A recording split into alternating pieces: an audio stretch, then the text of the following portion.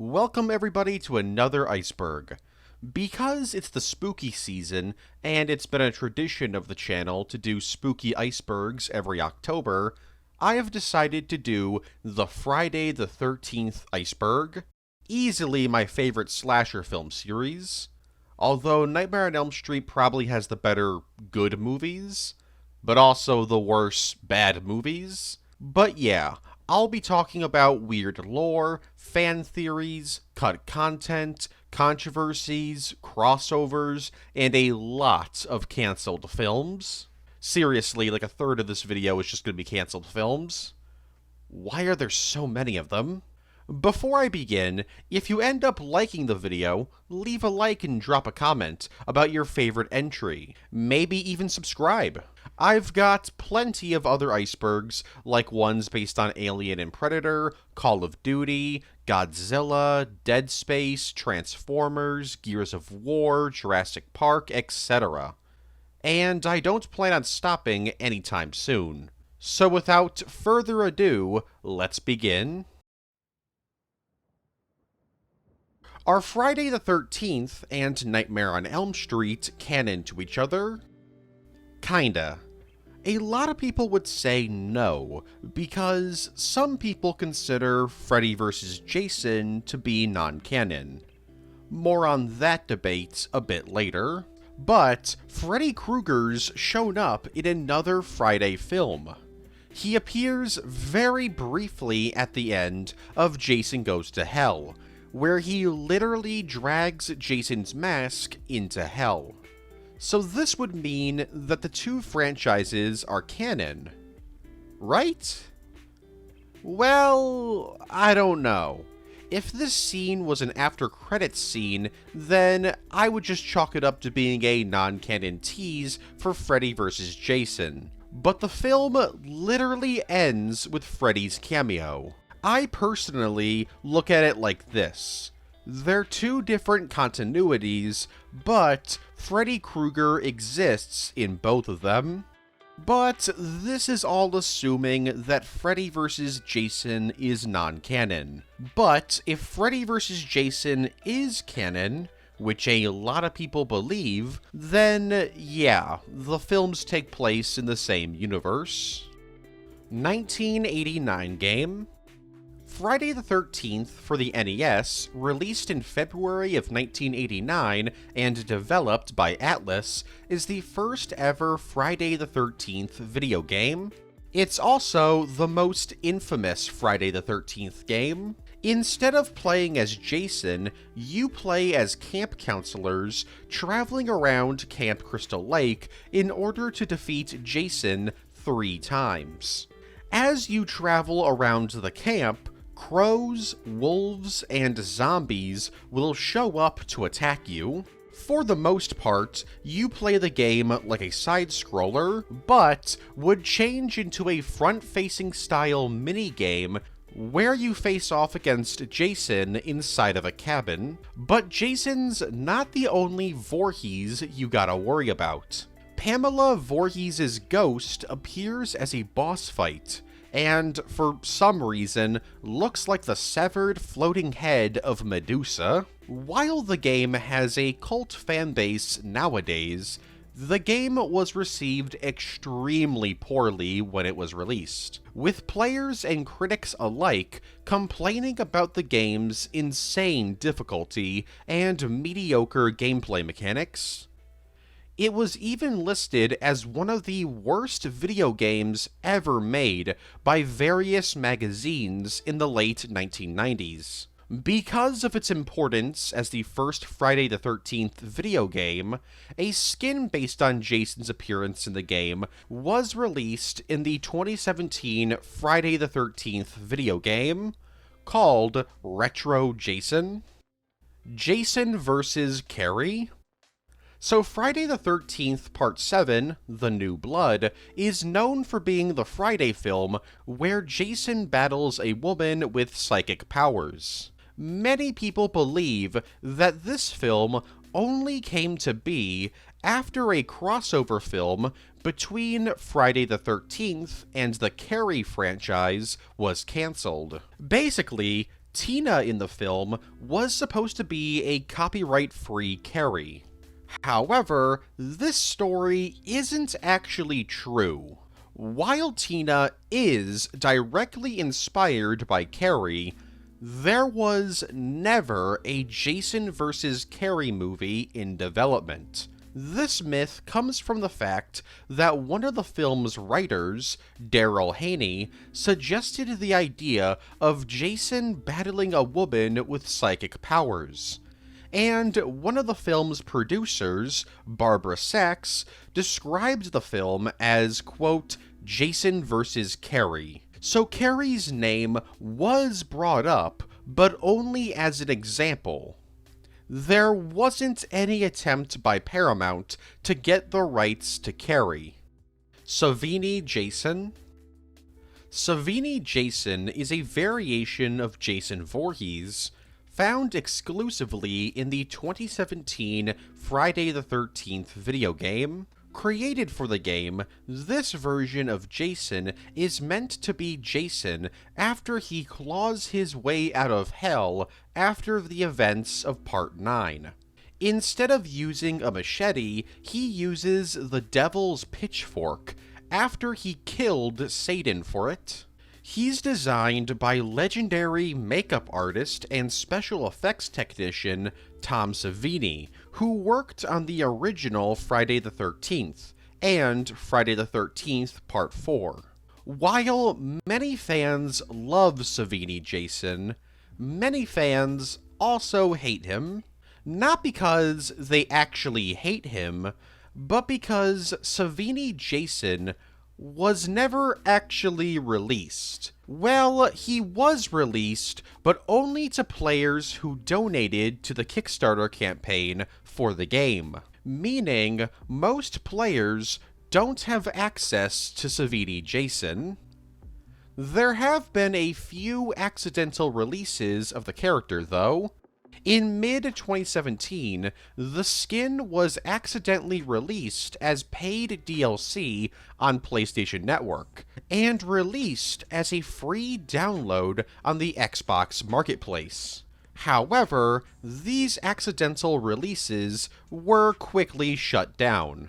Now, some may argue, well, Savini Jason is just a skin. Who cares if it's exclusive to some people?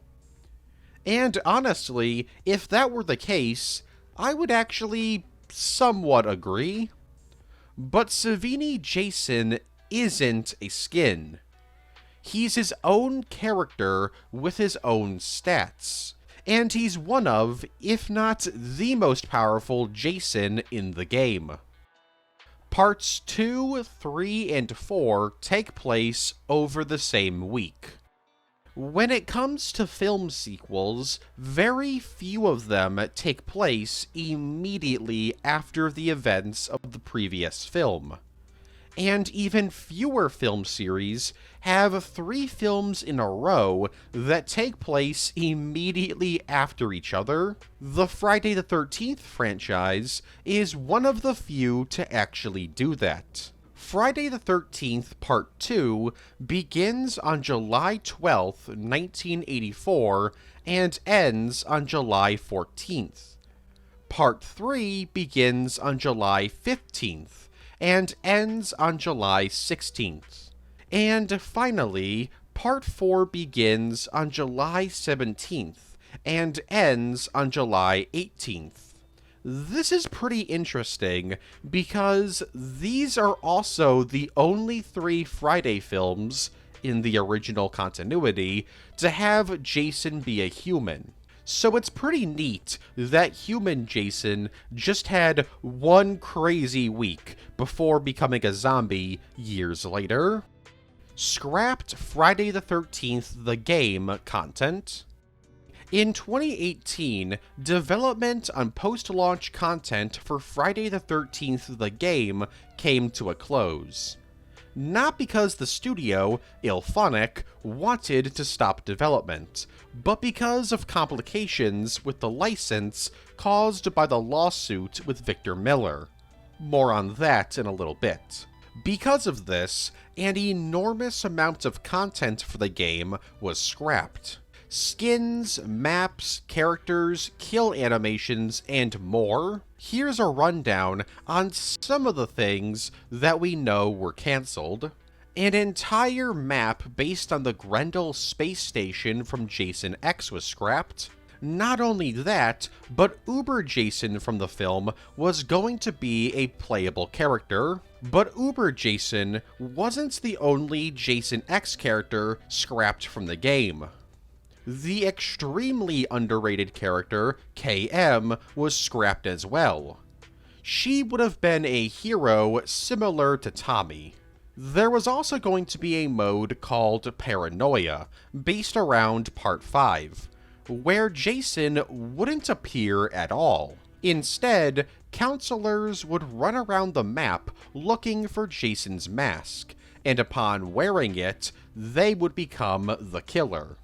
If this counselor was killed, another player could pick up the mask and become the killer.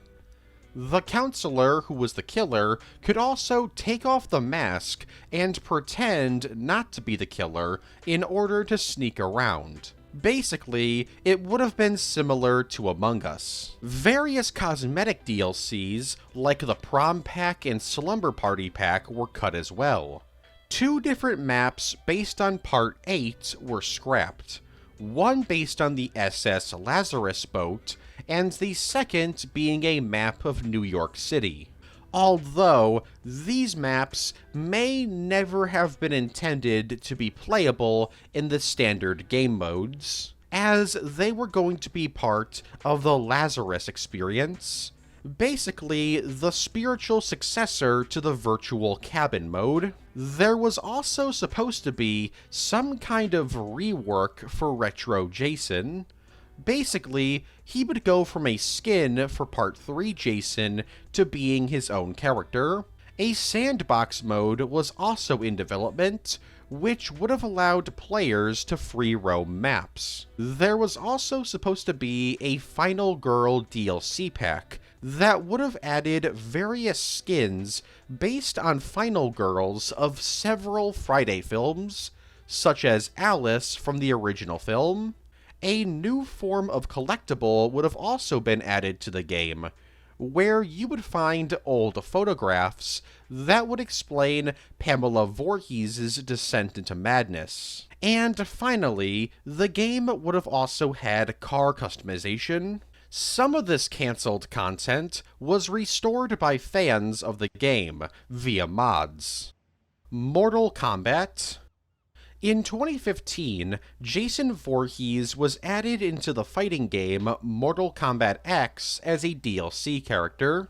Jason's design in the game is unique, as it's a combination between his design from Freddy vs. Jason and the 2009 reboot. Although, he does have a skin that adds chains around his neck from New Blood. This skin also takes inspiration from Roy Burns' Jason disguise from Part 5. Jason's arcade ending in the game is rather awesome. So, after he annihilates a bunch of people, Liu Kang shows up and offers Jason a position in his army. But Jason is just like, nah, and immediately kills him. Most fans of the series know about this crossover, but not as many people know that Jason actually showed up in a second Mortal Kombat game, that being Mortal Kombat Mobile. He's very similar to his Mortal Kombat X appearance, and is available to purchase every once in a while. And unlike in Mortal Kombat X, you can actually do Freddy vs. Jason in this game. While he doesn't appear in the game, a skin for Cabal in Mortal Kombat 11 was released that paid tribute to Jason. Multiverses. Released in May of 2024, Multiverses is a crossover platform fighter that requires an insane amount of grinding to play as most of its characters. One of these characters is Jason Voorhees, and he looks a lot different than usual. He's a lot more stylized, having the proportions of the Goombas from the live-action Mario movie. I assume this was done because his design might be a bit extreme compared to other characters in the game, like the Powerpuff Girls or Bugs Bunny. His design takes inspirations from the 2009 reboot, New Blood, and Part 3. He's part of the game's tank archetype and is pretty slow. Unlike other characters, Jason doesn't have any stages based on him, although he does have Uber Jason as an alternate skin, so that's pretty cool. Why is Jason seemingly immortal? In Part 6, Part 7, Part 8, Part 9, Jason X, and Freddy vs. Jason, Jason is portrayed as being an immortal, unkillable zombie slasher villain. But surprisingly, it's never actually been explained why he's immortal. At least in the films. There are some non-film answers that I'll talk about a bit later. The only explanation that we get in the films is from Part 6, as Tommy accidentally resurrects Jason, which somehow gives Jason immortality, although in Part 9 it is implied that upon being revived, Jason became some kind of demon or something, as he can possess people after his body was destroyed. It's been speculated that Jason might be a revenant. This is a reanimated corpse possessed by a spirit that's revived in order to haunt the living. Revenants come from Norse and Celtic mythology and are best described as a mix between ghosts and zombies. It's an interesting theory, especially since Jason is clearly not just a zombie, since his spirit is able to possess people. But at the end of the day, there isn't an official answer as to why Jason's immortal. It's all up to your personal headcanon. Ready Player One.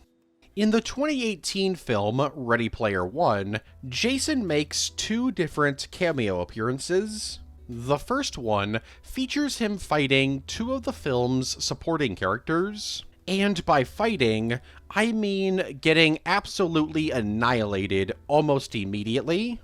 He also appears extremely briefly during the final battle, where he gets annihilated instantly. His design in the film is actually not based on any of his appearances in the films, but instead is based on his appearance from Mortal Kombat X.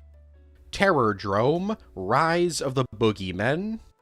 Released in 2015, Terrordrome: Rise of the Boogeymen is a crossover fighting game all about taking horror icons and pitting them against each other. So you got characters like Michael Myers, Freddy Krueger, Ghostface, Leatherface, Chucky, and of course, Jason. In fact, Jason's in the game twice. The first is his human form from the first couple of films, and the second is the far more iconic zombie Jason.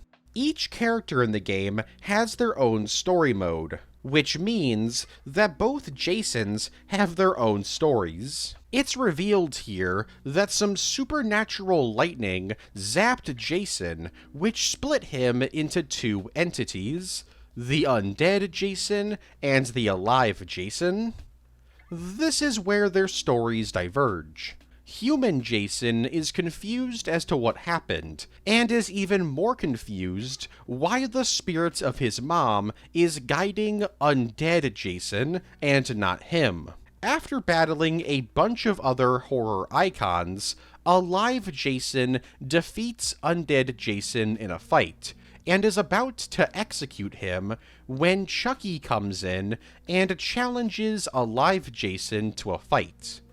And that's where his story ends.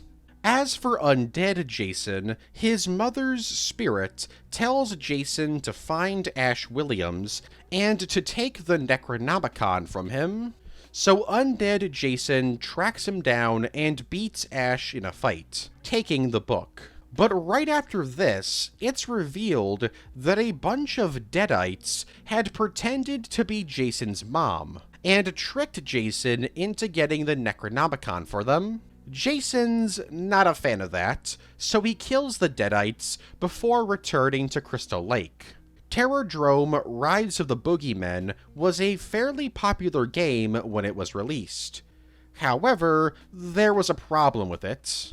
Because it was a fan-made video game, and it was using licensed characters, there were some legal issues. The game's creator even claimed that he was threatened by New Line Cinema to remove Jason and Freddy from the game. Because of these legal issues, the game was abandoned in 2016, and a new Terrordrome game was released in 2020, featuring completely original characters and copyright-free characters like Frankenstein.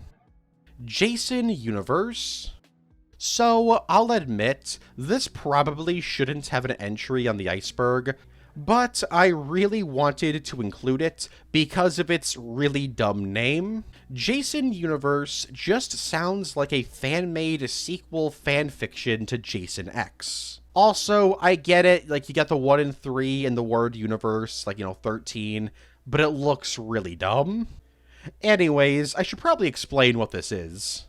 In May of 2024, it was announced by Horror Inc. that the Friday the 13th franchise was being reignited as the Jason Universe. Described as, quote, new Friday the 13th activations will span a wide range of platforms, from entertainment, games, immersive experiences, merchandise, and more to be announced throughout 2024. So basically, it's a push to make new Friday the 13th media, whether it be movies, games, shows, etc. And by movies, games, and shows, I mean games and merch. Yeah, this Jason Universe thing doesn't actually include movies and TV shows, as the rights to make new films and shows are held by different people. So, yeah, this is basically just gonna be a bunch of crossover appearances in other video games. I mean, for God's sakes, some of the very few accounts that the Jason Universe Twitter accounts follow are Multiverses, Call of Duty, and Fortnite. This basically confirms that sooner than later, Jason will be playable in Fortnite. So you can have him whippin' Nene with James Hetfield, Billy the Puppet, an employee from Lethal Company, Jubilee, Android 18, Bigfoot, Moff Gideon, Zuko, Davy Jones, and Helen Parr, aka Elastigirl. Elias Voorhees. So everybody knows Jason's mom, Pamela Voorhees. But what about Jason's dad? Well, that would be Elias Voorhees. And he's not exactly what I would call a good person. He was a miner who beat Pamela on a daily basis. This eventually led Pamela to kill Elias and cut up his body and place the pieces in garbage bags. She would then throw these garbage bags into Crystal Lake. This all happened before Jason was actually born, so the two never met. This was revealed in the two-part comic series Friday the 13th, Pamela's Tale, released from July to August 2007, and written by Mark Andreyko. However, because this lore comes from a comic series, it might not be canon, although elements of this story were used as backstory material featured in the 2017 Friday the 13th video game. So it seems that the people working on the franchise viewed this comic as at least partially canon, though at the same time, the game confirms that in this continuity, Elias is actually Jason's stepfather. Another version of Elias was shown in the comic series Jason vs. Leatherface, which I'll talk about a bit later. This Elias is largely the same as the Pamela's Tale version, except he was alive for when Jason was born. As for confirmed canon material, Elias hasn't actually appeared in anything, though he was going to appear in a handful of films. For starters, he was meant to appear in Part 3, where he would be shown giving his wife and son funerals. He was originally going to show up in Part 6, where it would be revealed that he was still alive, and would appear at Jason's grave, and somehow know that Jason was a zombie. While cut, this scene was included in the film's novelization. Finally, he was going to be the killer of a cancelled Friday the 13th film that I'll talk about a bit later. Crystal Lake series. Because every single film series needs to have a streaming series, I guess, it was announced in October of 2022 that a Friday the 13th streaming series called Crystal Lake was in production and would be released on Peacock, everyone's 9th favorite streaming service. The show was announced to be produced by A24, and was being written by Victor Miller and Brian Fuller. Adrienne King was also confirmed to be part of the series, playing a different character than her original role in the franchise, that being Alice. The show was also confirmed to be a prequel series. The show has faced some production issues, as in May 2024, it was revealed that Brian Fuller had been fired from the show because it was decided to take the show in a new direction.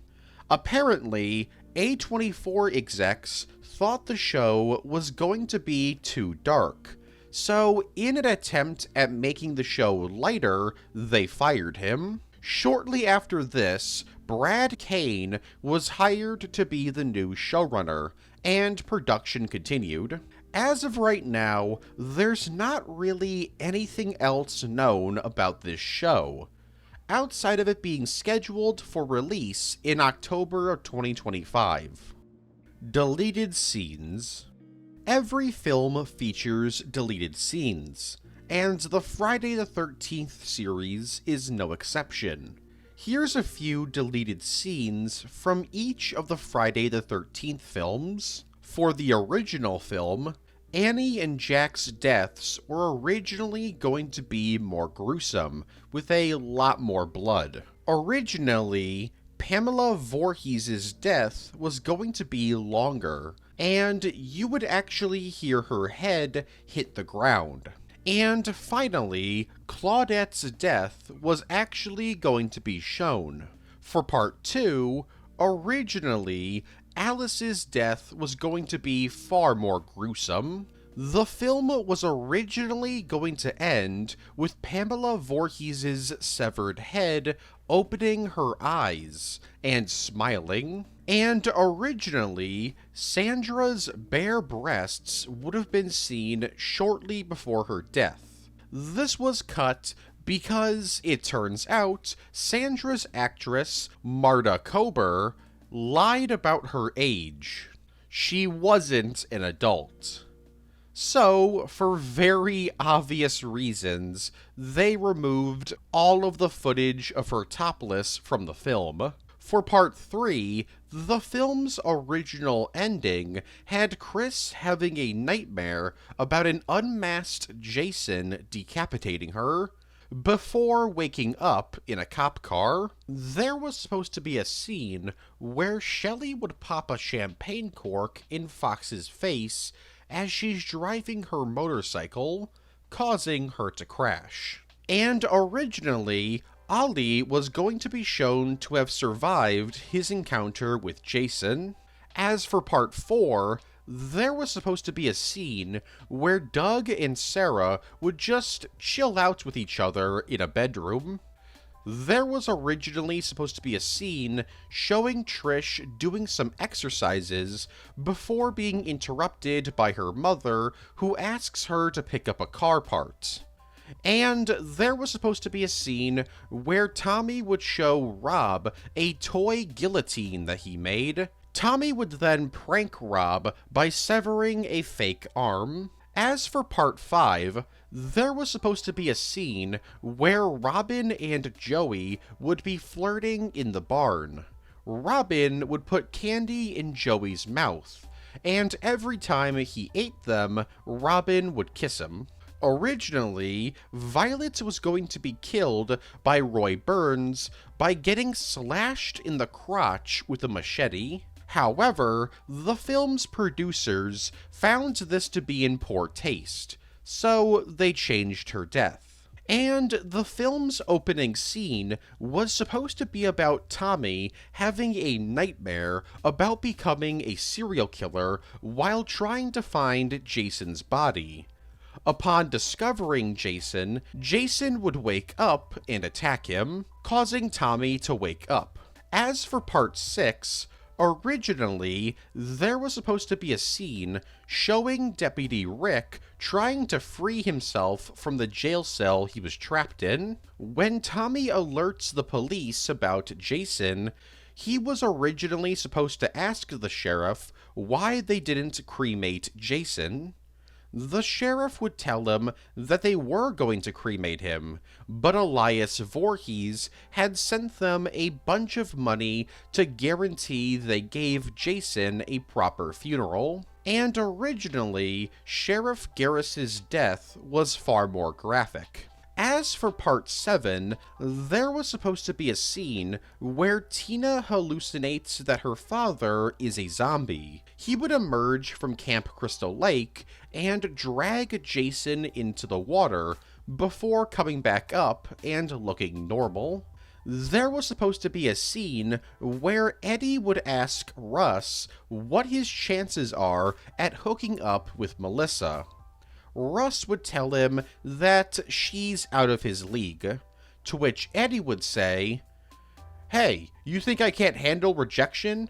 I'll have you know, I've been rejected by some of the greatest science fiction magazines in the country." And the film's original ending was going to have Jason attacking a fisherman out on Crystal Lake. This was cut because it was deemed too similar to the ending of the original film. As for part 8, there was supposed to be a scene where Sean and Miles would chill with the SS Lazarus captain for a little bit. There was originally supposed to be a scene where Jason would take an escalator, and the film's original ending was supposed to have Jason throwing up water, and then a tiny kid Jason would appear inside Jason's mouth and shout out for help. Shortly after this, Jason would then drown. As for part 9, there was supposed to be a scene where Randy, Steven, and Vicky would talk about making prank phone calls, which would lead to Steven making a prank phone call to a pizza place. Right before the FBI takes out Jason, Agent Marcus was supposed to get the first shot, shooting Jason in the head. And originally, a giant demon was meant to emerge from hell and drag Jason down into hell at the end of the film. As for Jason X, Stoney's body was supposed to be found in his bedroom by the rest of the characters. Originally, Rowan was supposed to fight Jason inside the virtual reality Crystal Lake simulation.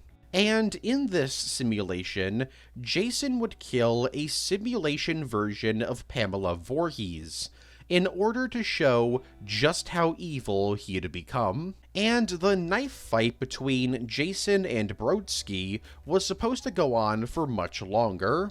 As for Freddy vs. Jason, the film was originally going to have an epilogue that was supposed to jump forward in time 2 months, and feature Laurie and Will banging. While banging, Will would reveal himself to actually be Freddy Krueger, and would kill her.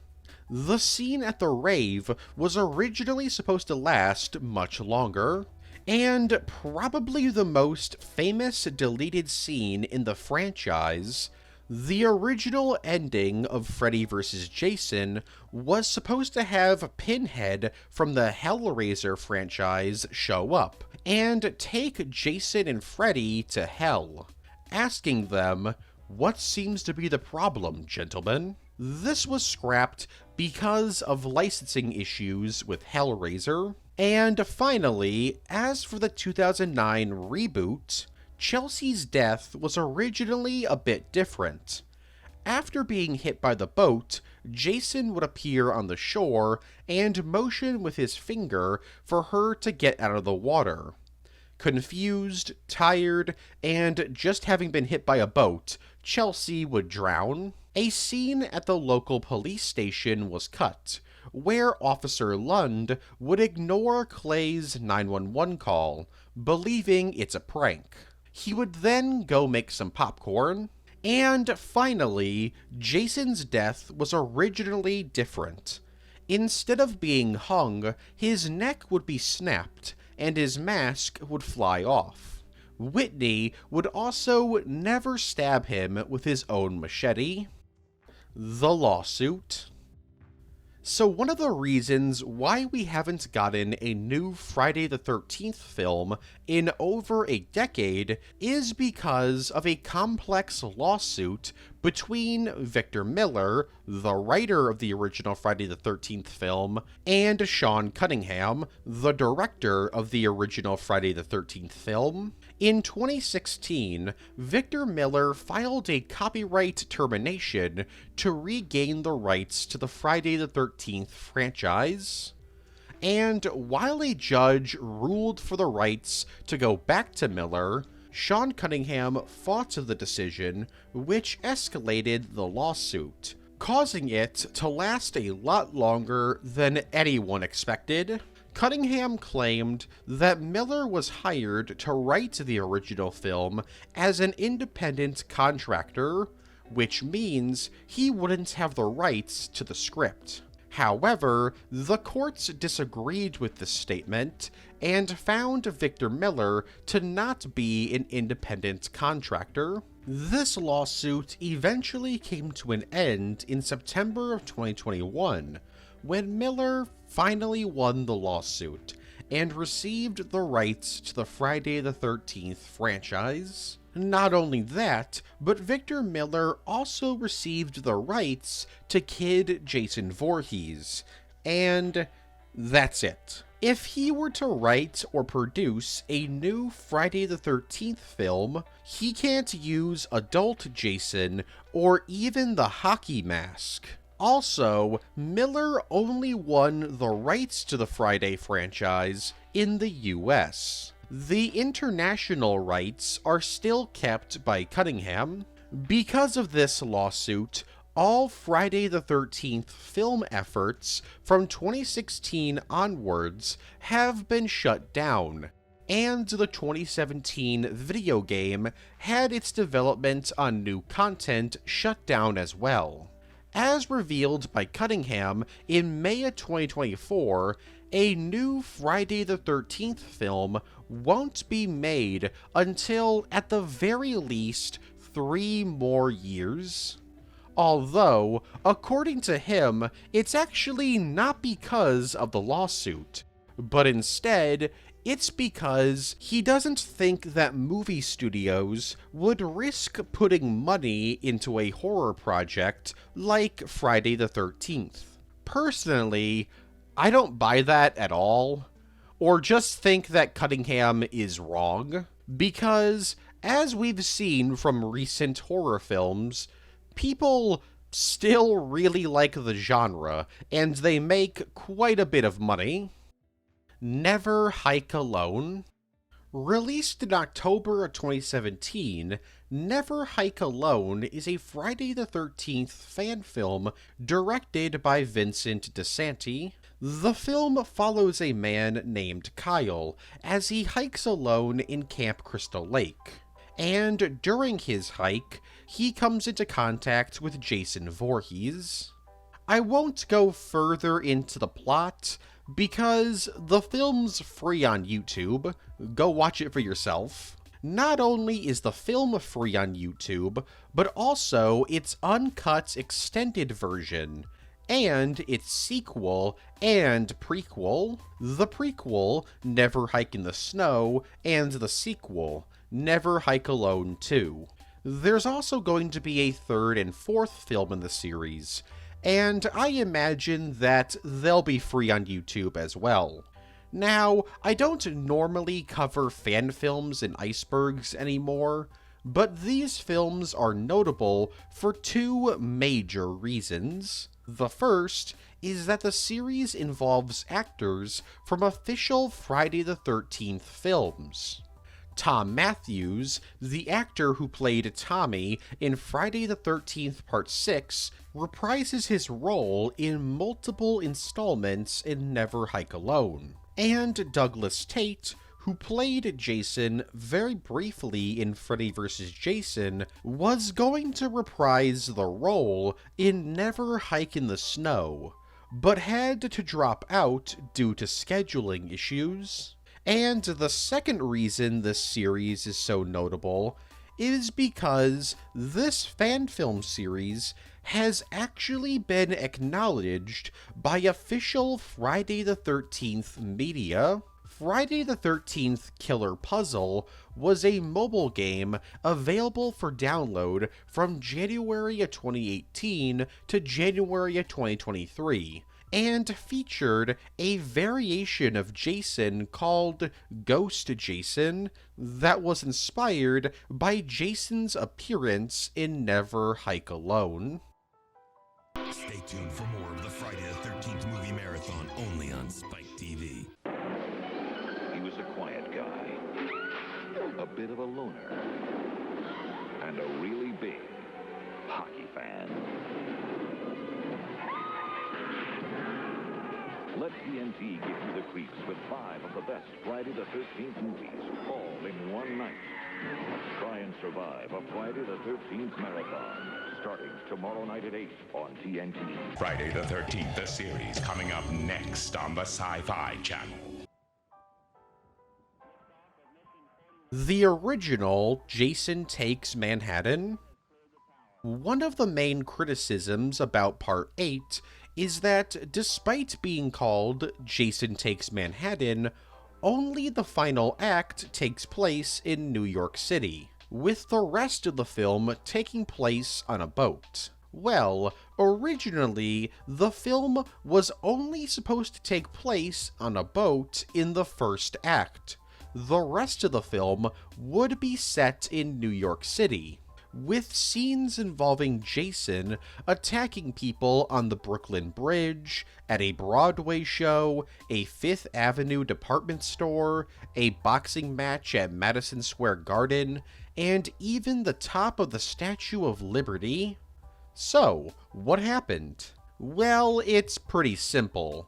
Paramount was hesitant to film in New York City, due to that being more expensive.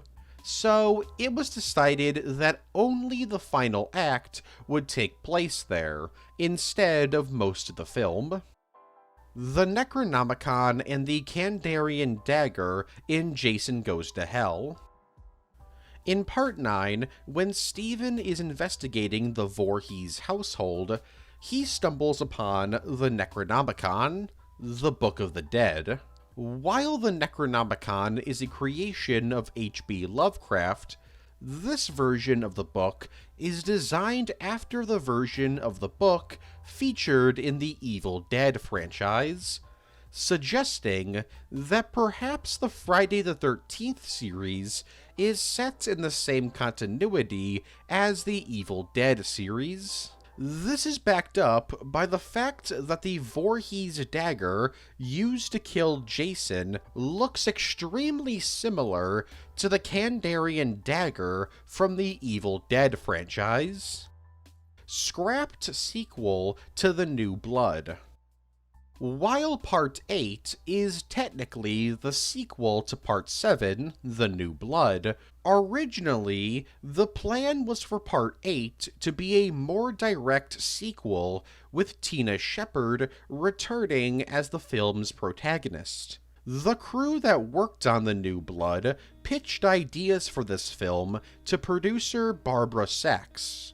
However, none of these ideas went any further, so there weren't any scripts made.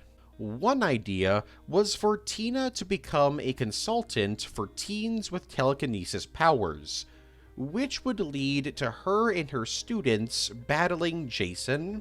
Another idea was for the film to primarily take place in a mental institution that Tina was sent to after the events of the last film. And the last idea was for it to be revealed that the entirety of Part 7 was a dream, and that Tina would be killed by Nick Rogers. In response to these ideas, Barbara Sachs, well, she would reject them. Original casting.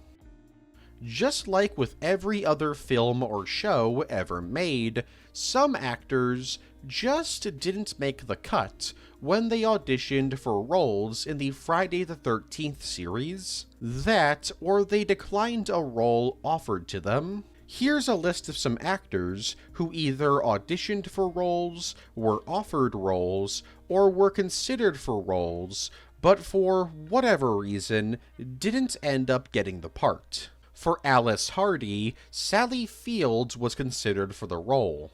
For Tina Shepard, Paula Irvine was considered for the role. For Tommy Jarvis, specifically in Part 5, Mark Venturini was considered for the role. For Pamela Voorhees, Shelley Winters and Estelle Parsons were considered for the role. For Jessica Kimball, Laurie Holden was considered for the role. For Violet Moraine, Sherilyn Fenn was considered for the role. For Rennie Wickman, Pamela Anderson, Elizabeth Berkley, and Dee Dee Pfeiffer were considered for the role. For Tina McCarthy, Gina Gershon and Darcy DeMoss were considered for the role. For Agent Elizabeth Marcus, Maria Ford was considered for the role. For Jenna, Scout Taylor Compton and Jennifer Scholla were considered for the role. For Amanda, Moran Adias was considered for the role. And finally, for Jason Voorhees, specifically in Part 8, Ken Kersinger was considered for the role. Turns out, the film's producers wanted to get rid of Kane Hodder because they would have to get him a Canadian work permit, since most of Part 8 was shot in Canada. However, director Rob Hedden refused to replace Kane Hodder, so he was kept. Comics. You might not think a slasher film series would have so many comics, but Friday the 13th has quite a few.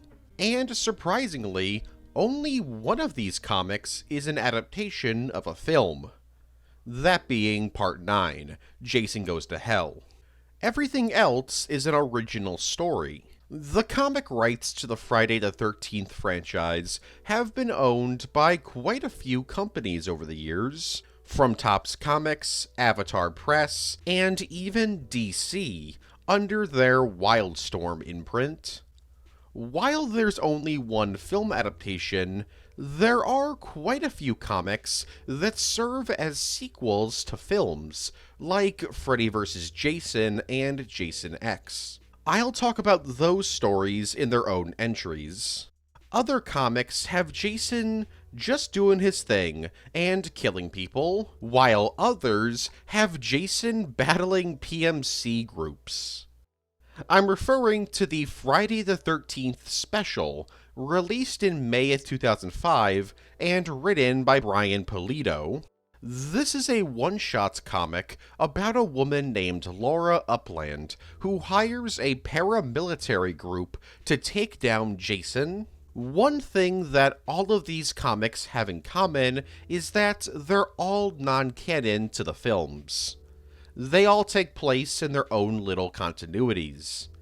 At least, for the most part. The comics set after Freddy vs. Jason and Jason X, I guess, could be considered canon to those films, since there's no film taking place after them. Friday the 13th, The Beginning.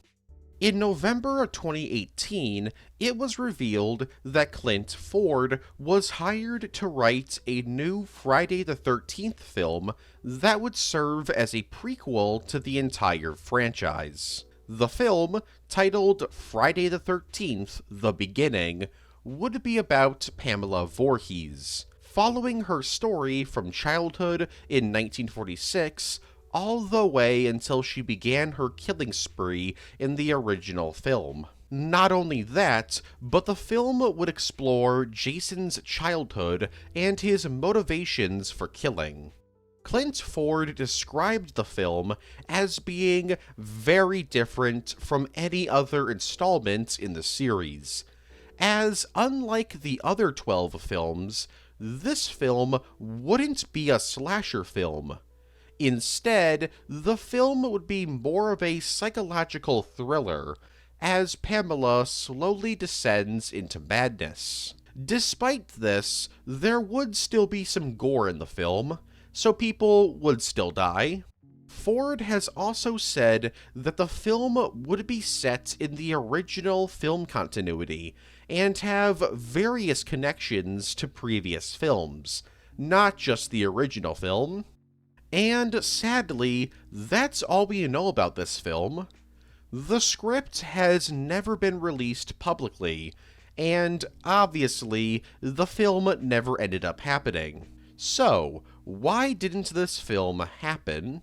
We don't have an official answer, but it can be assumed that it was rejected because of how different it was, and because the lawsuit was still ongoing around this time. Jason drowned.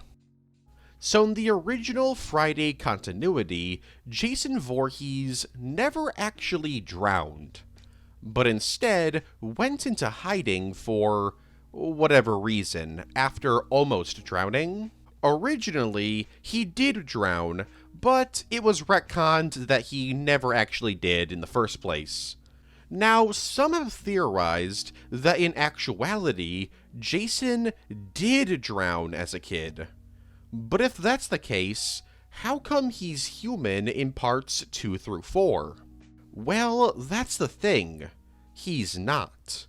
The theory goes that after he drowned, his spirit partially possessed Pamela Voorhees, and after she died, he possessed another person. That person being just some random dude. And by the end of part 2, he abandons that body after taking some serious injuries, and possesses a third guy. And after being killed in part 4, his spirit became trapped in that body until it was resurrected in part 6. This theory is basically saying that Jason always kinda had his possession powers from part 9. It's an interesting theory and explains how Jason shows up in part 3, despite getting some pretty serious injuries in part 2. While interesting, this theory has some holes in it. Notably, if Jason's spirit becomes trapped in a body, if that body dies, then why didn't he become trapped in Pamela's body? Also, that demon worm thingy from Part 9 is mainly the reason why he has those abilities in Part 9. So, if he had his possession powers in all of the films, how come we don't actually see this worm in those movies? It's a neat theory, but it's just not true. But hey, I mean, you can headcanon it into being true, so there's that. Jason Never Dies. In July of 2019, Friday the 13th Part 6 director and writer Tom McLaughlin revealed that he had recently wrote a script for a new Friday the 13th film, titled Jason Never Dies. The film would be a direct sequel to Part 6, and ignore the events of Parts 7, 8, 9, Jason X, and Freddy vs. Jason. Sadly, we don't have much information about this script, as McLaughlin has been pretty secretive about this script. But we do know that the film wouldn't have Tommy in it. Instead, it would focus on a brand new cast of characters who are all women, and the film would take place during the winter. These characters would have no idea who Jason Voorhees is, and so wouldn't have any idea how to fight him, but they would find a way to fight Jason. As Tom McLaughlin has mentioned, the film would end with multiple final girls battling Jason all at once. So why has he been so secretive about this script? Well, it's because it's technically a fan script. Yeah, he wasn't actually hired to write a script, so I imagine he wants to keep the plot secret so he can eventually pitch it to people who can actually greenlight the film. But this was 5 years ago, and no new information has come out about it. So it's safe to say that if he did pitch this script, it didn't go anywhere. Hopefully one day he can share more details about the script. Friday the 13th, the series. Due to the success of various horror shows in the 1980s, Friday the 13th, the series was born. Lasting 3 seasons from October of 1987 to May of 1990, the show had nothing to do with the Friday the 13th franchise. Originally titled The 13th Hour, it was decided to rename the show Friday the 13th, the series, in order to trick viewers into thinking that the show was going to be about Jason Voorhees. But no, Jason Voorhees doesn't make any appearance in the show. And outside of some actors who appear in both the show and some Friday films, there is practically nothing connecting the show and the films. Despite this, the show is considered part of the Friday the 13th franchise. It's just never brought up. As for the actual show, the series follows 3 characters, Ryan, Mickey, and Jack, who are trying to recover various cursed artifacts that were sold from an old store that Mickey and Ryan had inherited. Instead of a slasher villain chasing after them, the series focuses primarily on supernatural horror, and each episode has their own antagonist, the owners of the artifacts.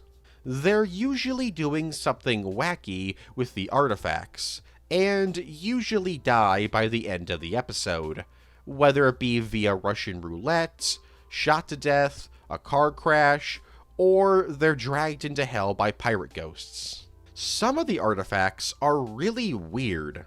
Like, one of them is Adolf Mustache Man's buttonhole that somehow brings a ventriloquist dummy to life, and the dummy then convinces people to kill.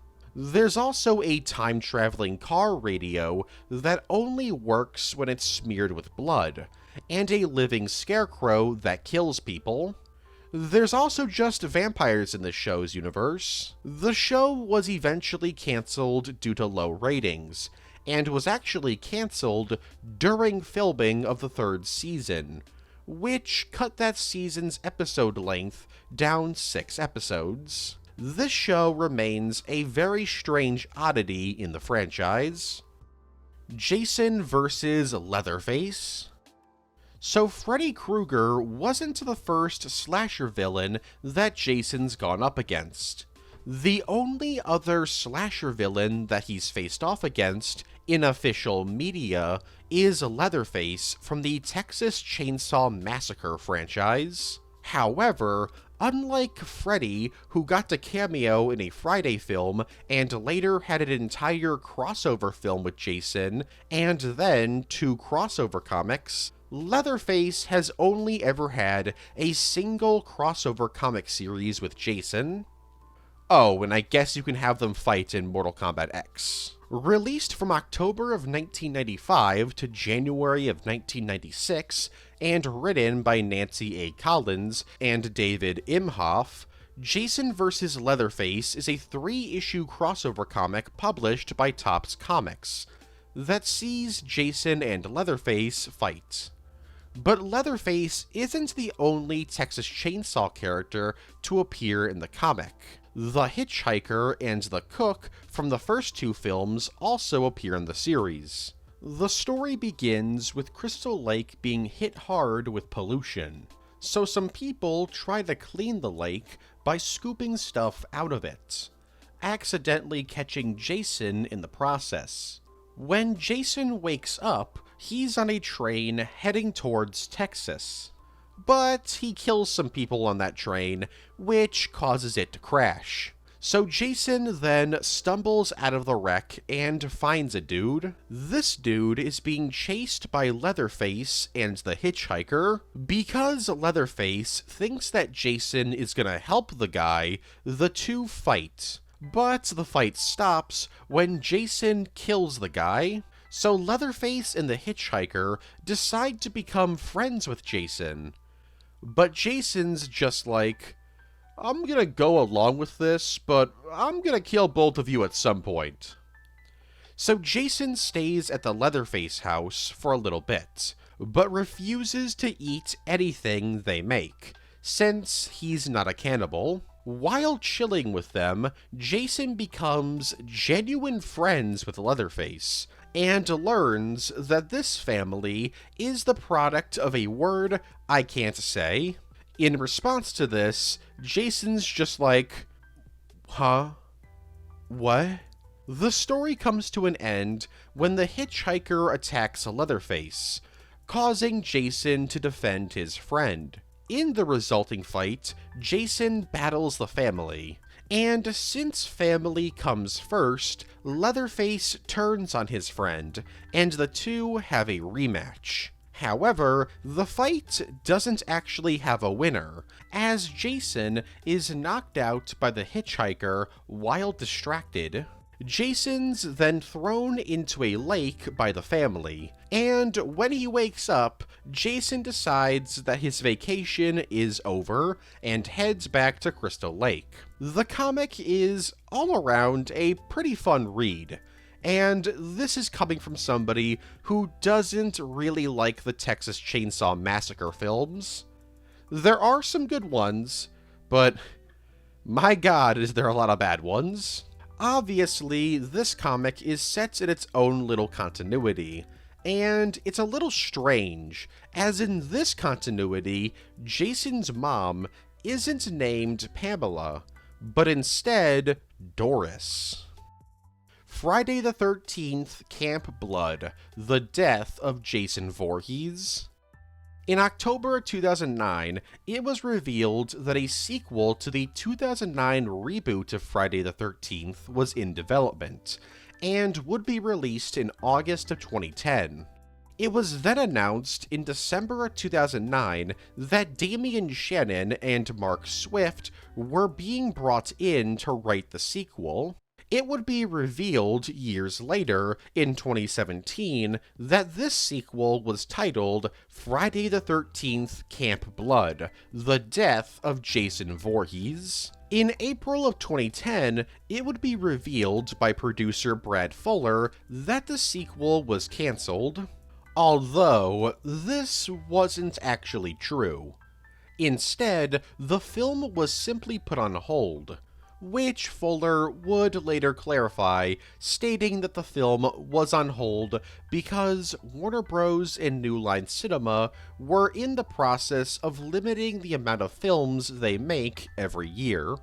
Despite being on hold, Shannon and Swift continued work on the film's script, and would have it completed by February of 2011. Everyone was ready to film the movie, except for New Line Cinema. They just didn't want to release a Friday the 13th film that year. And so, the film went back to being on hold until June of 2013, when Warner Bros. Gave the rights to the Friday the 13th franchise to Paramount, as part of a deal that would allow them to co-produce the film Interstellar, and this is what killed the sequel. So, what would this sequel look like? Sadly, we don't know a lot about this film's plot. We do know that the film would have taken place during the winter, and featured various flashbacks to Jason's childhood, and Pamela Voorhees would have multiple appearances in these flashbacks. Not only that, but Elias Voorhees was also meant to appear in the film. Freddy vs. Jason vs. Ash.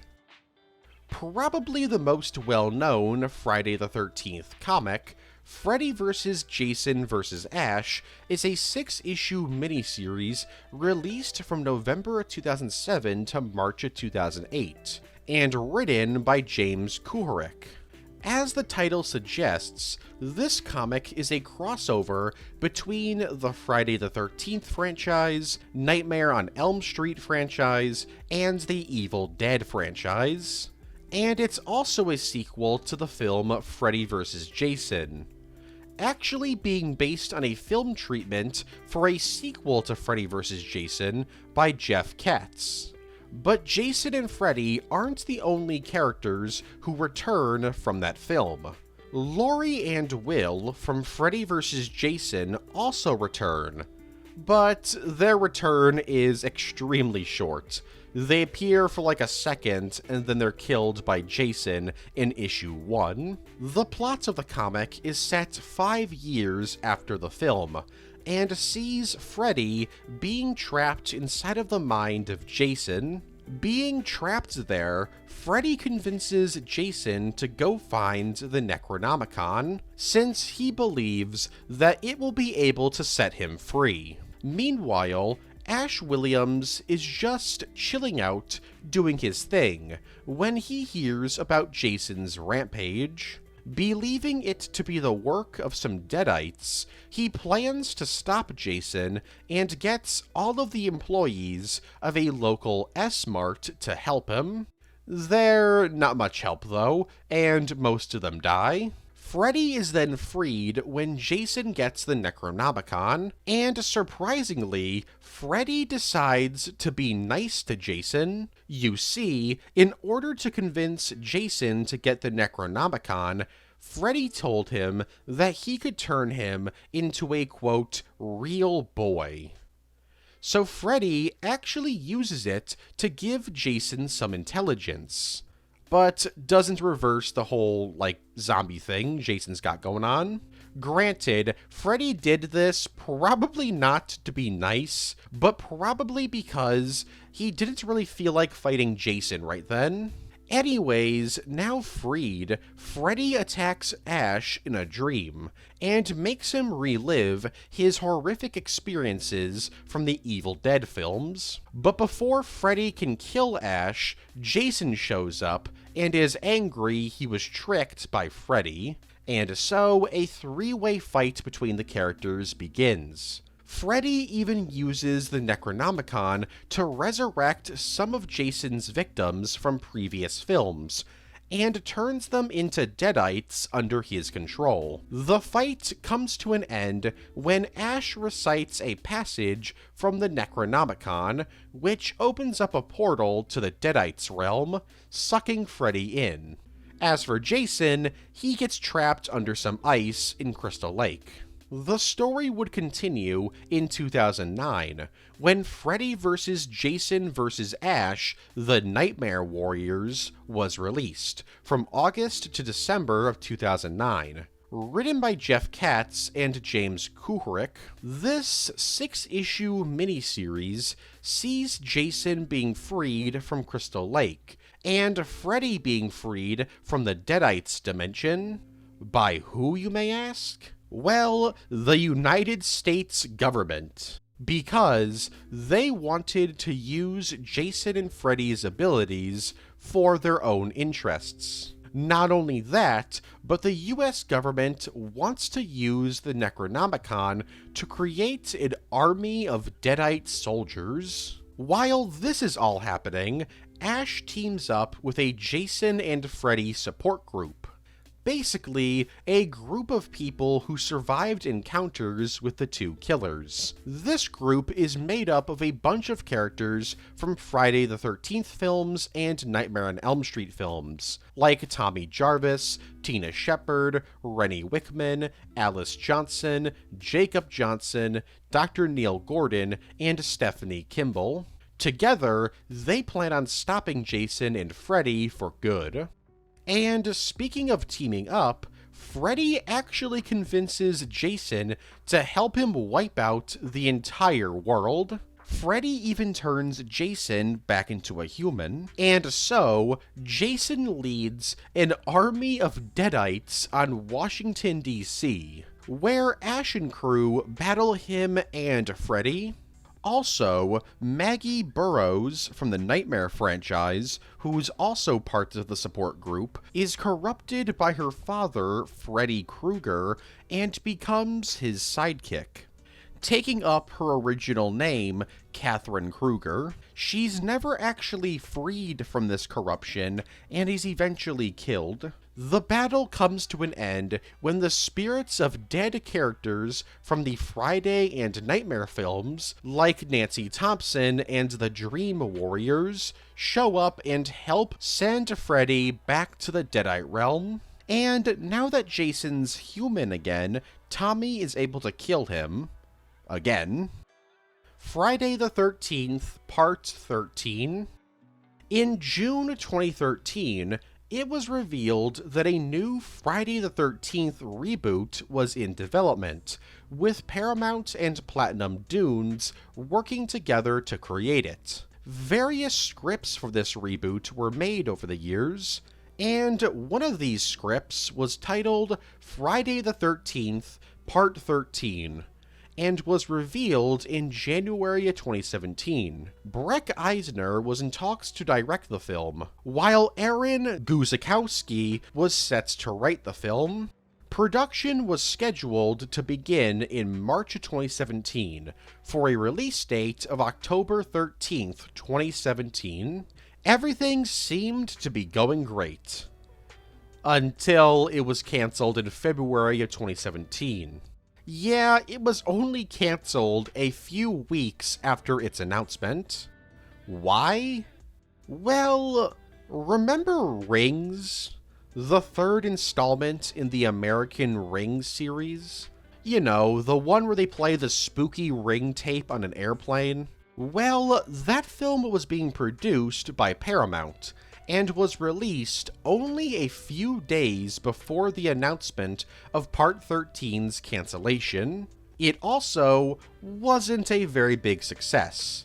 Critically, it bombed, and as for the box office, it was a bit of a disappointment. It's been speculated that because of this film's performance, it was decided to cancel Part 13, with the idea being that Paramount producers thought Ring's not doing great meant that people didn't want to watch slasher-like horror films. This isn't confirmed though, it's just speculation. But because Part 13 was cancelled, its release date was given to the horror movie Mother.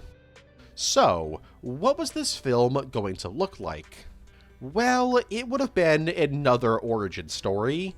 The film would open in July of 1977 and begin with Elias Voorhees wearing a sack on his head, killing some camp counselors. Jason is 16 at this time and is living at Camp Crystal Lake with his parents, because Pamela is a cook there.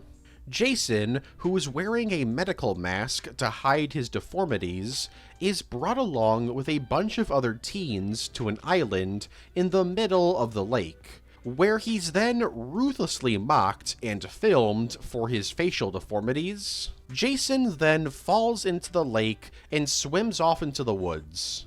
But nobody sees him leave the water, so they assumed that he drowned.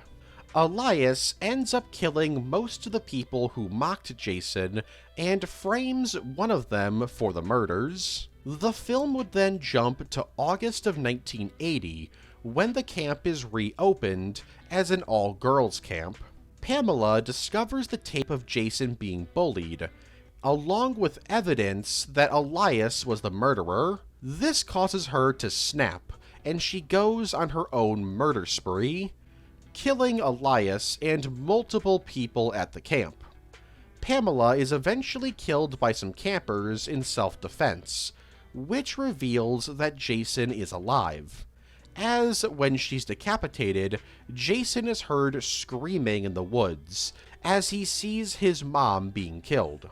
Jason, who's wearing his hockey mask, then becomes the film's third and final slasher, as he chases after the last few surviving characters. While this is occurring, the real origin of Jason Voorhees is revealed. It turns out that when Pamela was pregnant with Jason, Elias somehow figured out that Jason was evil, and so attempted to get rid of Jason before he was born. This didn't work, and Elias decided he was going to then stop Jason from being evil, I guess, and that he had killed the campers with the goal of framing Jason for it, so he would get locked up. It's then revealed that Jason never revealed to his parents that he was alive because he was scared of Elias. It's also here where it's revealed that Jason can mind control people and uses this power to turn a woman's girlfriend against her. It's also mentioned how he used this power as a kid to manipulate his babysitter, which led to the babysitter trying to kill Jason. The film would end with the last few survivors escaping Jason, and him still being on the loose. Satan's 6. In the fourth and final issue of the comic series Satan's 6, published by Topps Comics and written by Tony Isabella, Jason Voorhees makes an appearance. And it's not just a one-page cameo. Jason shows up for 5 pages to battle the titular Satan's 6. Satan's 6 was a team of characters created by Jack Kirby, and this story sees the team being sent out by the forces of hell to cause chaos. But they're not exactly good at their jobs. In this issue, Jason is summoned to replace the demon Odious' underling, Frightful. The Satan 6 attempts to stop him, but Jason easily defeats the team. Jason's not actually defeated, and is instead teleported away by Odious. He then reveals that he grabbed Jason while he was on his way to hell. This issue was released in July of 1993, only a month before Part 9 was released.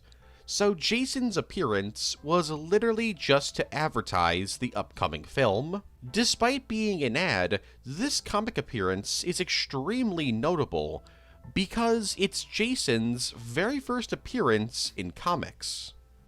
Is Freddy vs. Jason canon? I've mentioned it before, but it's believed by some people that Freddy vs. Jason isn't canon to the original Friday the 13th film series. This is in part to it being a crossover film with Nightmare on Elm Street, and thus would make the two franchises canon to each other. But is there any evidence in the film to suggest that it takes place in its own little continuity? There's 4 pieces of evidence that people point to when they say the film isn't canon. The first is that the film shows that Crystal Lake and Springwood, the main setting of the Nightmare on Elm Street series, aren't actually that far apart, and are close enough that you can drive there in only a few hours. This is a problem because Crystal Lake is in New Jersey, while Springwood is in Ohio, so unless they retconned the location of Springwood, how could Jason get to Ohio in less than a night? This evidence can be countered by the fact that it takes roughly 9 hours to get from New Jersey to Ohio, which is similar to the length of a night. Also, Jason's been shown that he can teleport short distances, so maybe that's how he got there so quickly. Instead of walking there, he teleported a couple times. The second piece of evidence is that Jason's mask in the film doesn't have the crack in it from Part 3. And while this is true, this can be countered by the fact that Jason's mask changes from film to film. This piece of evidence is also ignoring the fact that Jason gets a new mask in Part 8, which coincidentally has that same crack, so I guess this doesn't really matter. While the crack disappearing is a pretty noticeable change, this is probably just a continuity error. The third piece of evidence is that how can Jason be free fighting Freddy when, as shown in Part 9 and Jason X, the FBI is trying to take him down? This evidence is pretty weak in my opinion, as the FBI believed that Jason was dead by the ending of Part 9. So Jason was off their radar. In fact, you could argue the events of Freddy vs. Jason is what put Jason back on the FBI's radar, and that's what led to their operation to capture him in Jason X. Also, Freddy vs. Jason has been said to take place in 2003, while the operation to capture Jason in Jason X has been said to take place in 2008. The timeline adds up. And the final piece of evidence is that Jason should be in hell. How can he be back on Earth? This, in my opinion, is the worst piece of evidence, because Freddy vs. Jason literally begins with Freddy Krueger mentioning that he found Jason in the bowels of hell and brought him back. The only thing that I can think of that would make this film non-canon is the fact that in Nightmare on Elm Street, the Evil Dead films are seen on a TV. And since the Necronomicon is in Part 9, this must mean the two franchises can't share continuity. But this can easily be headcanoned away by saying that the Necronomicon exists in multiple continuities. In fact, that's actually true, as you can see the Necronomicon in other films. So yeah, it looks like Freddy vs. Jason is canon. Jason vs. Jason X. Released in February of 2006 and written by Mike Wolfer, Friday the 13th Jason vs. Jason X is a 2-issue miniseries that serves as a sequel to Jason X. Jason vs. Jason X takes place shortly after the events of the film. A bunch of pirates arrive at the remains of the Grendel spaceship in order to find parts to salvage. What they don't know is that the severed head of the original Jason Voorhees is still in the Grendel, and accidentally falls into a nano-creation machine. The machine recognizes that the head's organic, so it uses organic material to recreate Jason's body. This organic material being the dead bodies littered across the ship.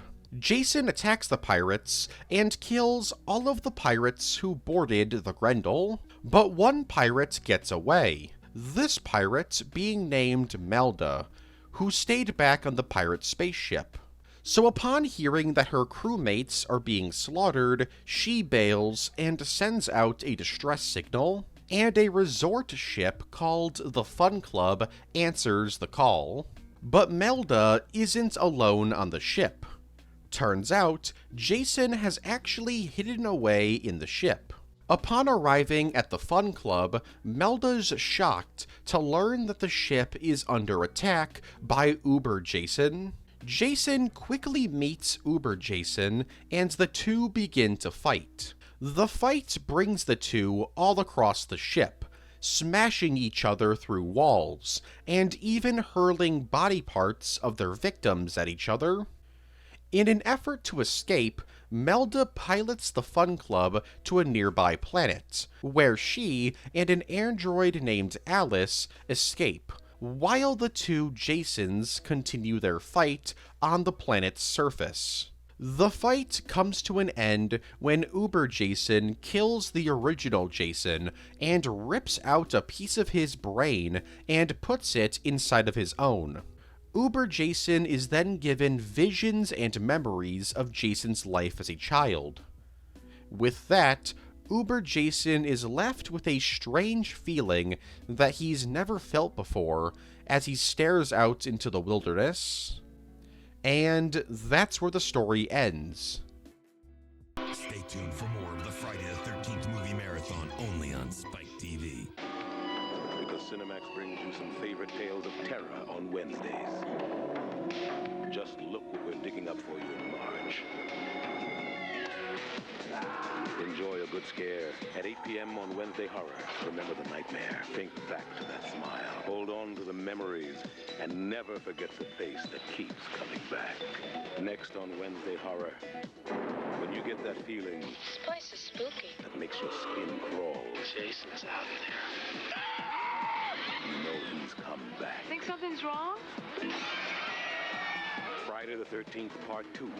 This week's Wednesday Horror at 8 on Cinemax. Friday the 13th, the series, coming up next on the Sci-Fi Channel.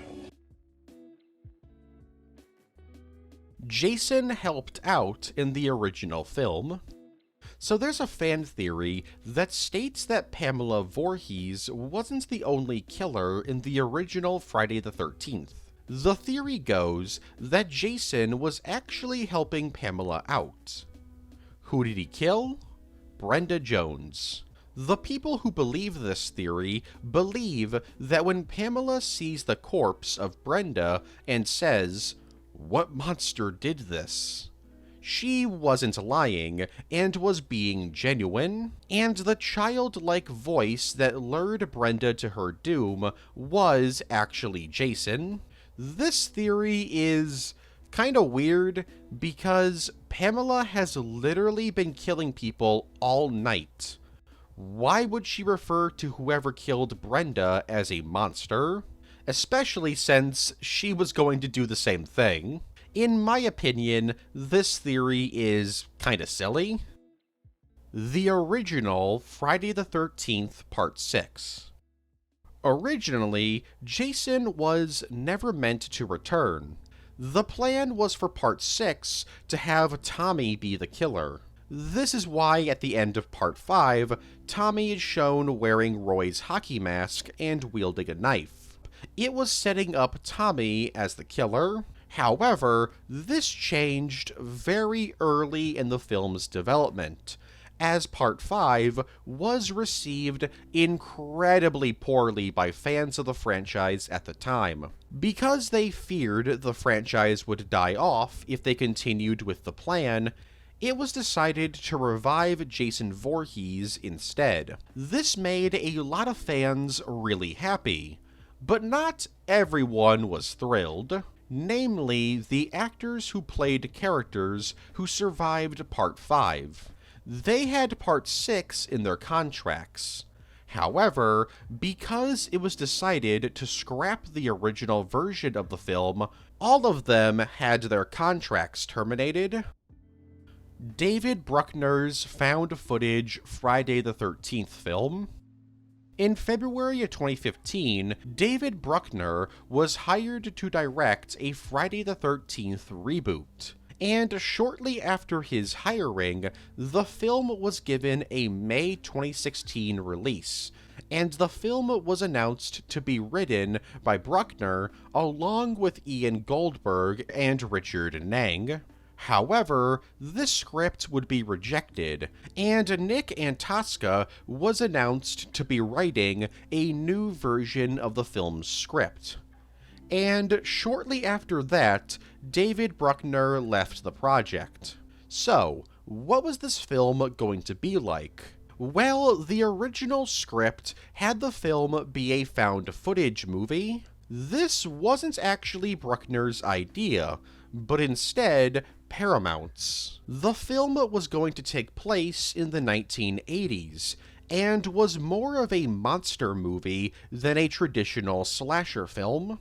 As for Antosca's rework of the script, the found footage angle was dropped, and instead, the film would be a coming-of-age story of sorts, with it being described as the film Dazed and Confused meets Jason Voorhees.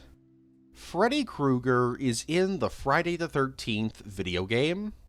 Jason Voorhees isn't the only killer featured in Friday the 13th, the video game.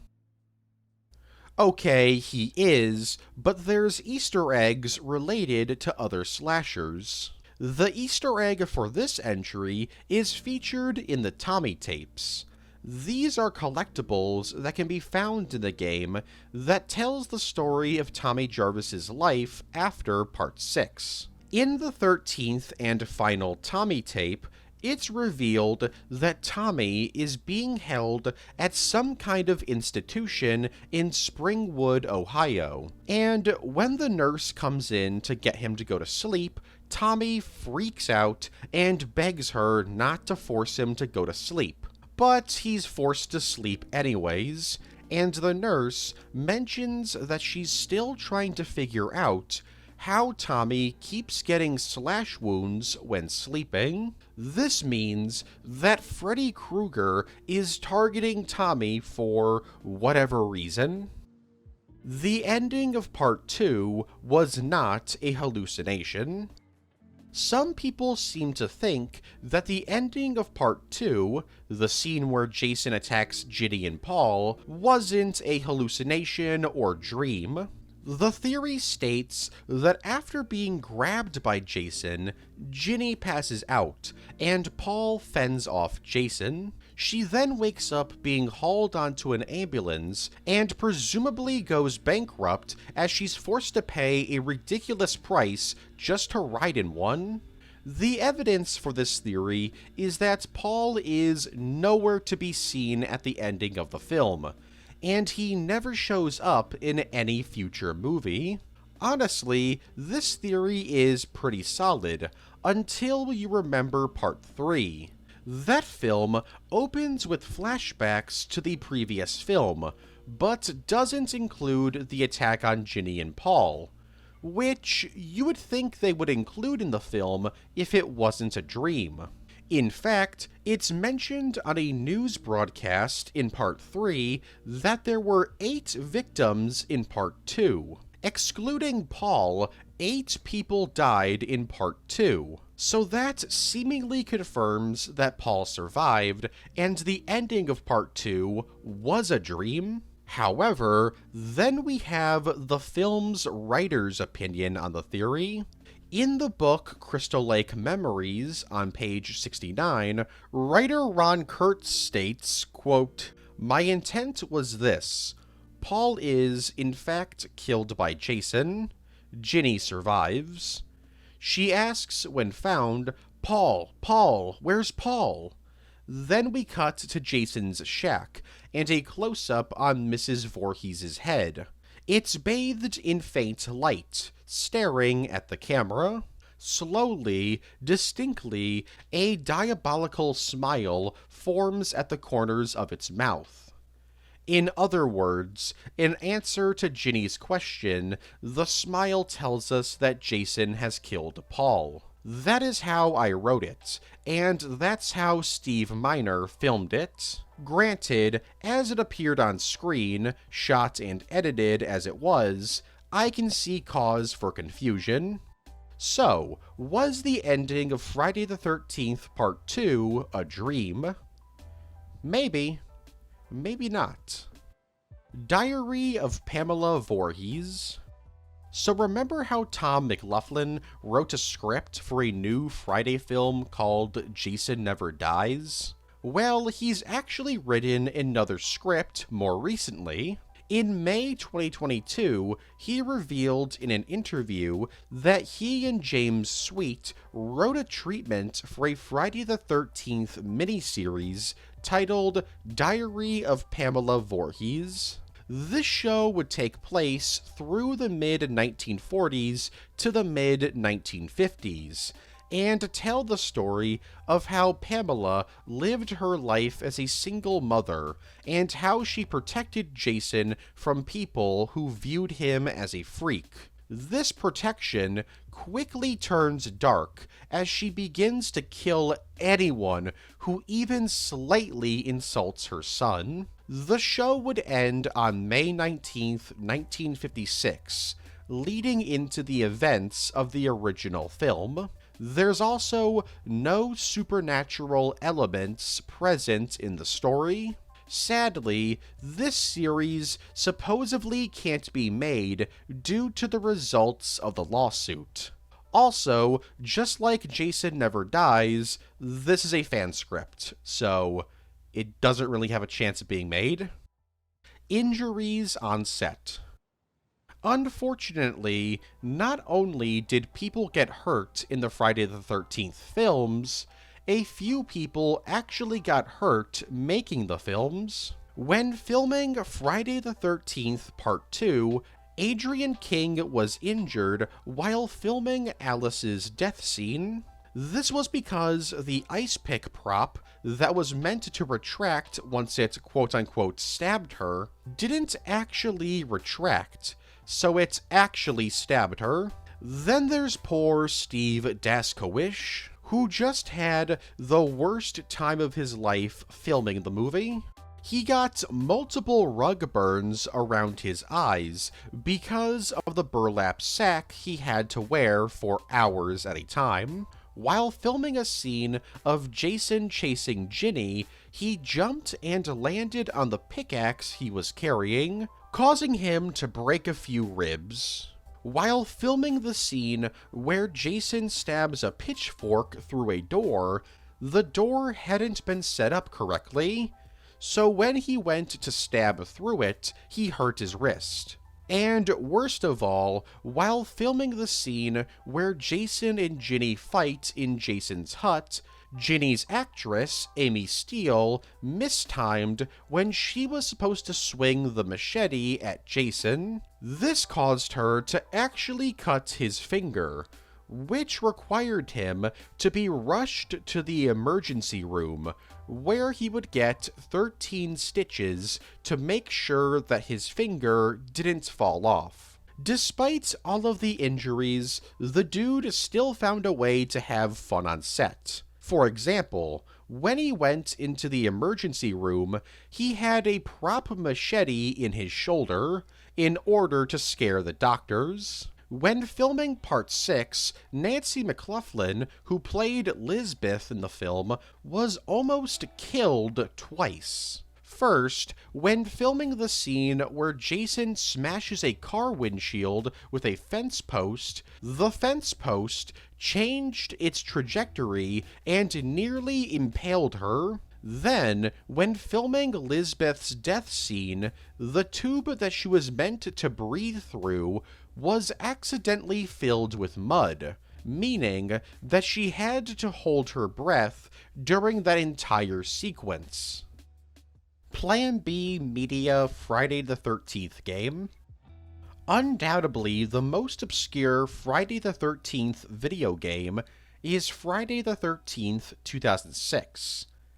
Developed by Plan B Media and released exclusively on Java phones sometime in 2006, Friday the 13th, 2006 is an adventure game based on the first film in the series. In fact, it's a straight-up adaptation of the first film. The game has you play as Annie Phillips, as she tries to survive the massacre at Camp Crystal Lake, while also trying to figure out who is trying to kill everyone. Oh, and also solving some puzzles. While an adaptation of the film, there are some plot differences between the two, one of which is fairly big. Because you play as Annie Phillips, she doesn't actually die in this version of the story, and she's the one who ends up killing Pamela Voorhees. Alice still survives the film, but she spends most of the game hiding. This game is rather short, and if you know what you're doing, you can beat it in under 15 minutes.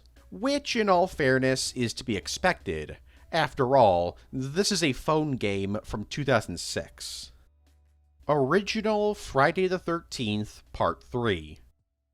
Originally, Friday the 13th Part 3 was going to be similar to Halloween 2. The film would be about Ginny being at a hospital after the events of the last film.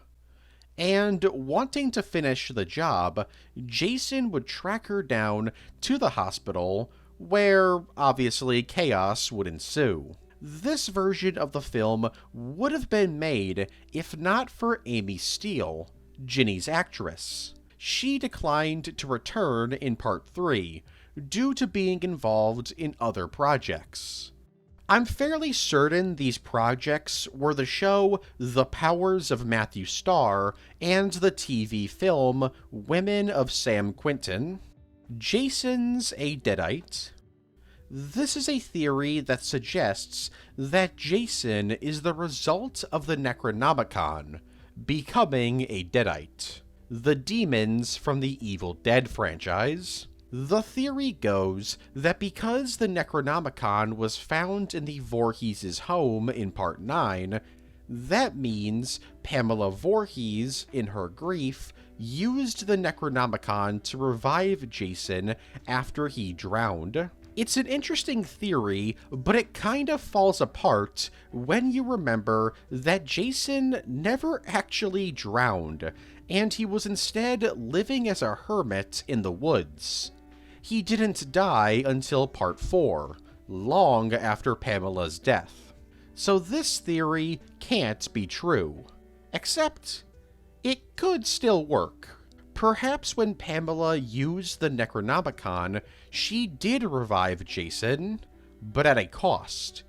If he died, he would come back as a zombie. Except this actually can't work because Jason doesn't come back to life until Part 6 because of Tommy. I guess you could argue that maybe using the Necronomicon made Pamela Voorhees go insane, or maybe Pamela got possessed by a demon or something, but there's little to no evidence for that.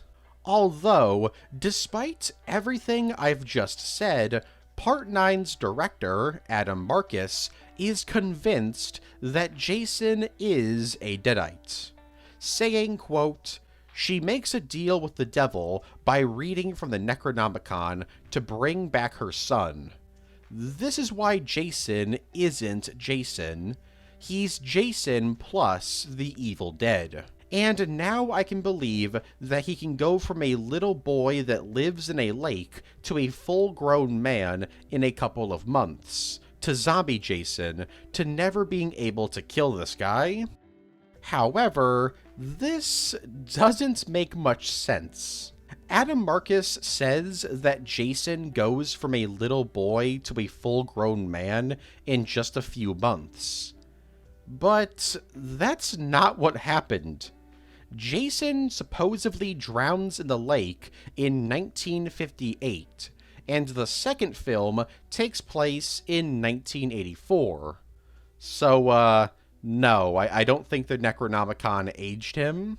If Adam Marcus is referring to the scene where Jason attacks Alice at the end of the first film, that wasn't real. That was like a hallucination or like a dream or something. Cancelled CW series. In April of 2014, it was announced that a Friday the 13th TV series was in development and would air on the CW. Steve Mitchell and Craig Sickle were brought on board to write the series. The show was in development for little over 2 years, until in August of 2016, it was announced that the show was cancelled, with the CW's president at the time stating that the network had better pilots to choose from, so they chose a different show to develop. The only other things we know about this show was that it was supposedly going to be called Crystal Lake Chronicles, and the show was pitched as being pretty dark. However, while in development, the show was changed to have lighter elements. Probably the strangest thing about this show is that it would have been set in the real-life city of Crystal Lake, and it would be revealed that the Friday the 13th films exist in-universe and were based on real events, with the real Jason showing up to continue his slaughter. Novels. If you thought Friday the 13th having a bunch of comics was surprising, wait until you learn about how many novels there are in this series. While some of the Friday novels are simply adaptations of the films, a lot of them are actually original works. In fact, they're mostly original works, and a lot of them are pretty crazy. There's the Jason X series of novels, which serve as sequels to the film. This series sees Uber Jason travel around the galaxy killing people, while government forces try and capture him in order to create an army of cloned Jason super soldiers. And while this super soldier clone army is never created, a single clone of Uber Jason is created in the final book in the 4-part series, To the Third Power. These books were released from January of 2005 to April of 2006. From July to September 1994, a book series referred to as the Camp Crystal Lake series was released. These books, written by William Pattinson, don't actually have Jason in them. Instead, each book revolves around somebody putting Jason's mask on, and after putting it on, they become possessed by Jason's spirit, who forces them to kill. While the series officially ended with the 4th book, a 5th book was released in 2011 as an ebook, also written by William Pattinson, although technically, because it's technically a fan work, it's not considered part of the franchise. Then there's the 5 books that are all standalone stories released around the same time, featuring Jason doing his thing. These books have some pretty crazy plots, like Hell Lake, which features a serial killer named Wayne Sanchez being executed, and his spirit convincing Jason to help bring him back to life. There's the Jason strain, which has Jason being thrown onto an island with a bunch of death row inmates forced to participate in a battle royale game show, while scientists are trying to use Jason's blood to create a cure to aging, which results in Jason's blood being used to create a zombie virus. And probably the craziest of all these novels is Carnival of Maniacs, in which Jason is captured by a traveling circus who are planning on selling him online. But meanwhile, Pamela Voorhees is resurrected and she tries to free her son. The Crystal Lake Massacres Revisited. Released in 2009 with DVDs of Friday the 13th Parts 4 through 6, and directed by Daniel Ferreds, The Crystal Lake Massacres Revisited is probably the most obscure official live-action Friday the 13th project. This 30-minute long film, or short film, or whatever you want to call it, is a mockumentary that takes place in the original Friday the 13th continuity. Separated into 3 parts, this in-universe documentary tells the story of the Voorhees murders throughout parts 1 through 6, with interviews from people who live near Crystal Lake, historians who know the region, family members of Jason's victims, and skeptics who don't actually believe that Jason Voorhees is still around.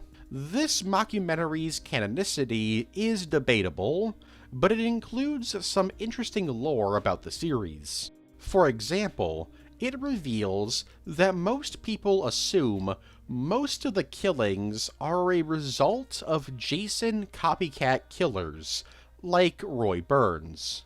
It's also revealed that people in this world are trying to profit off of Jason's killings, with people writing books and creating online forums to discuss Jason conspiracy theories. The best part, in my opinion, is when it's theorized that Tommy Jarvis has gotten plastic surgery to disguise himself after the events of Part 5.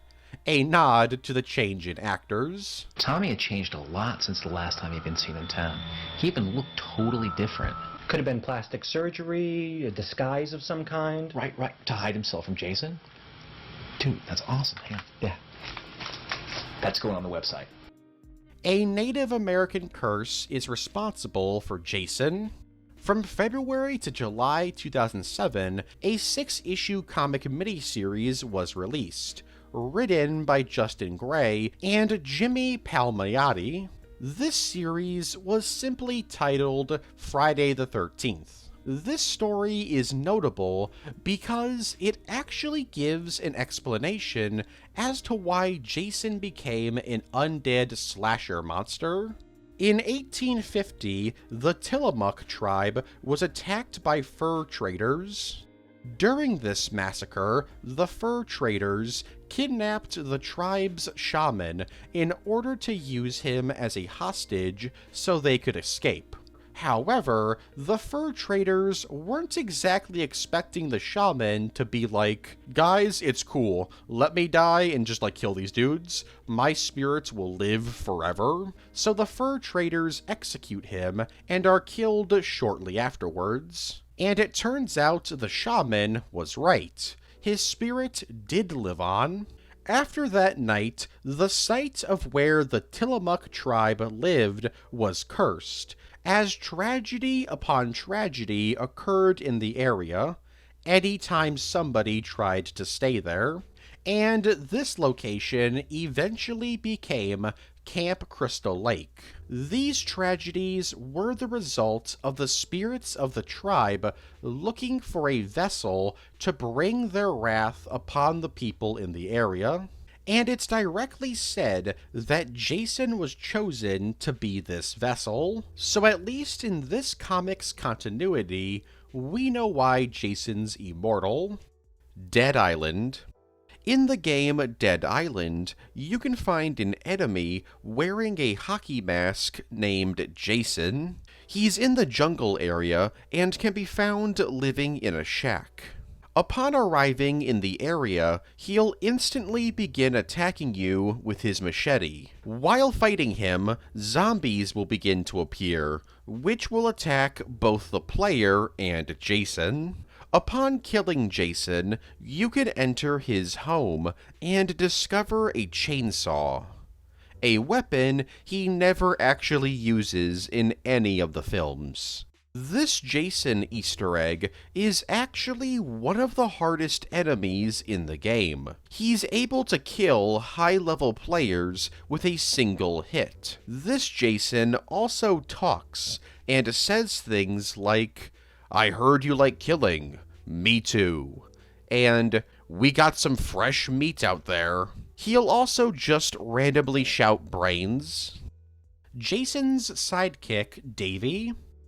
Friday the 13th, How I Spent My Summer Vacation, is a 2-issue comic series published by Wildstorm and released from September to October 2007. Written by Jason Aaron, this story sees a teenager named Davy heading to Camp Crystal Lake. However, because he has a skull deformity, he's relentlessly mocked and harassed at the summer camp. One night, his fellow campers throw him into the lake after hearing about what happened to Jason Voorhees as a child. As Davy struggles to swim, Jason shows up and kills the bullies. He's about to kill Davy too, until he notices Davy's head. This hesitation allows Davy to escape, and he meets up with 2 camp counselors to get help from the local sheriff. Problem is, this sheriff is high on drugs, and accidentally kills both counselors. Jason then shows up and kidnaps Davy. The two live with each other for about 9 days. During this time, Davy begins to believe Jason is hurting people who deserve it, and starts to believe that he's the good guy. The National Guard is called in to save Davy from Jason. The sheriff is also taking part in the hunt, although he wants to actually kill Davy, since Davy saw him accidentally kill those 2 camp counselors. This dude is not very subtle about his intentions, and the soldiers quickly catch on to him. Jason then shows up, and he and the sheriff fall off of a cliff, killing the sheriff. Davy is then taken in by the soldiers and returned home, but Davy is still convinced that Jason is in the right, and let's be real here, he'll probably become a serial killer one day. Nightmare 13, Freddy Meets Jason. Freddy vs. Jason is the result of a decades-long development hell, and in that time, there were multiple scripts created for the film. Probably the most famous of these unused scripts is Nightmare 13, Freddy Meets Jason. This was a script created in 1993 by Louis Abernathy. The film centers around a cult trying to revive Freddy Krueger.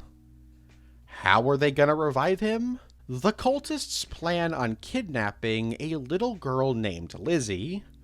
Then, the cultists will summon Freddy through a dream gate, and once Freddy is in the real world, they'll have him marry Lizzie and get her pregnant so that he can then possess the fetus so he can be reborn. Yeah, this was all going to be revealed in the opening 30 minutes, by the way. Lizzie is kidnapped, and so Lizzie's sister Megan and her friends try to save her by going after the cult and Freddy himself. They first break an ex-Freddy cult member out of a mental institution in order to get information about the cult. Oh yeah, and around this time, Megan's boyfriend Jesse is killed by Freddy in a dream. Afterwards, they decide the best course of action is to resurrect Jason Voorhees to have him kill Freddy. So they travel to Crystal Lake and find all of Jason's body parts scattered around the camp. Keep in mind, this film would take place after Part 9, and in that film, Jason literally explodes in the first 5 minutes. Upon piecing Jason back together, they realize they're still missing his heart. So, they break into a morgue and rip out Jesse's heart to place inside of Jason.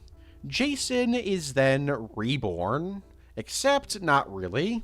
Instead of it being Jason, it seems that Jesse's spirit is at least partially possessing Jason. So Jason decides to work with Megan and her friends to stop Freddy. But before they can do anything, Megan and her friends are arrested by the police for reviving Jason, breaking into a morgue, and stealing a dead dude's heart. While in jail, one of Megan's friends is killed by Freddy, and Megan escapes the police station shortly afterwards. While this is all happening, Freddy is brought back to reality via a dream gate. He and Lizzie are then about to get married when suddenly Megan shows up. And then suddenly the police show up. And then finally, Jason shows up. Right before he's about to fight Freddy, Freddy jumps back into the dream world. Jason is then injected with drugs that put him to sleep, so he can then go to the dream world. Upon waking up in it, Jason and Freddy are in a boxing arena in hell, with various demons and monsters watching, with Ted Bundy commentating over the match. So Jason and Freddy have a boxing match, and during this match, it would be revealed that Freddy is actually intertwined with Jason's origin. Turns out, he was at Camp Crystal Lake when Jason was a kid, and he's the one who drowned Jason in the first place. This is despite the fact that Jason didn't actually drown, but whatever. Seriously, why do people just keep forgetting that? Jason then brings Freddy to the real world and seemingly kills him, but Freddy's spirit hops out of his body and hops into a satellite dish, which then begins to shoot out a beam to a satellite in space. This would allow Freddy to transport himself anywhere in the world, but Megan is able to stop this by messing around with the satellite dish. This makes Freddy's spirit bounce off of the satellite and into the sun, and then Jason is gunned down by the police. And that's how the film ends. So why didn't this film happen? Well, it's actually a pretty complicated reason. It's because the script was garbage. Stay tuned for more of the Friday the 13th movie marathon only on Spike TV. But it's no ordinary Friday, because an old friend is back for a visit.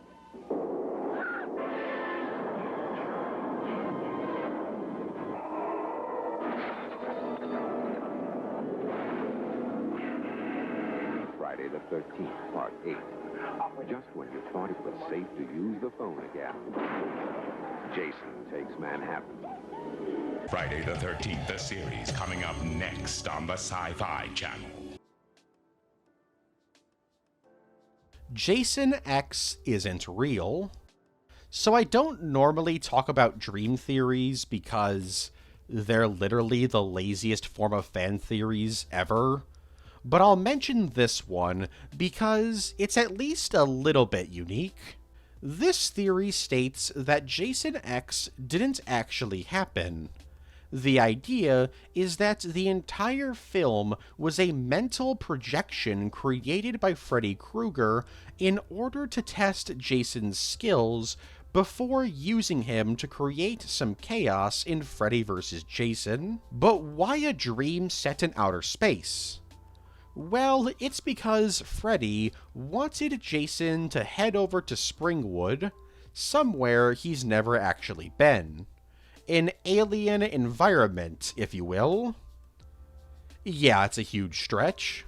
Especially since, by this point, Jason had been out of Crystal Lake multiple times, like when he went to New York City, traveled on the SS Lazarus, and even possessed a dude in Ohio in Part 9.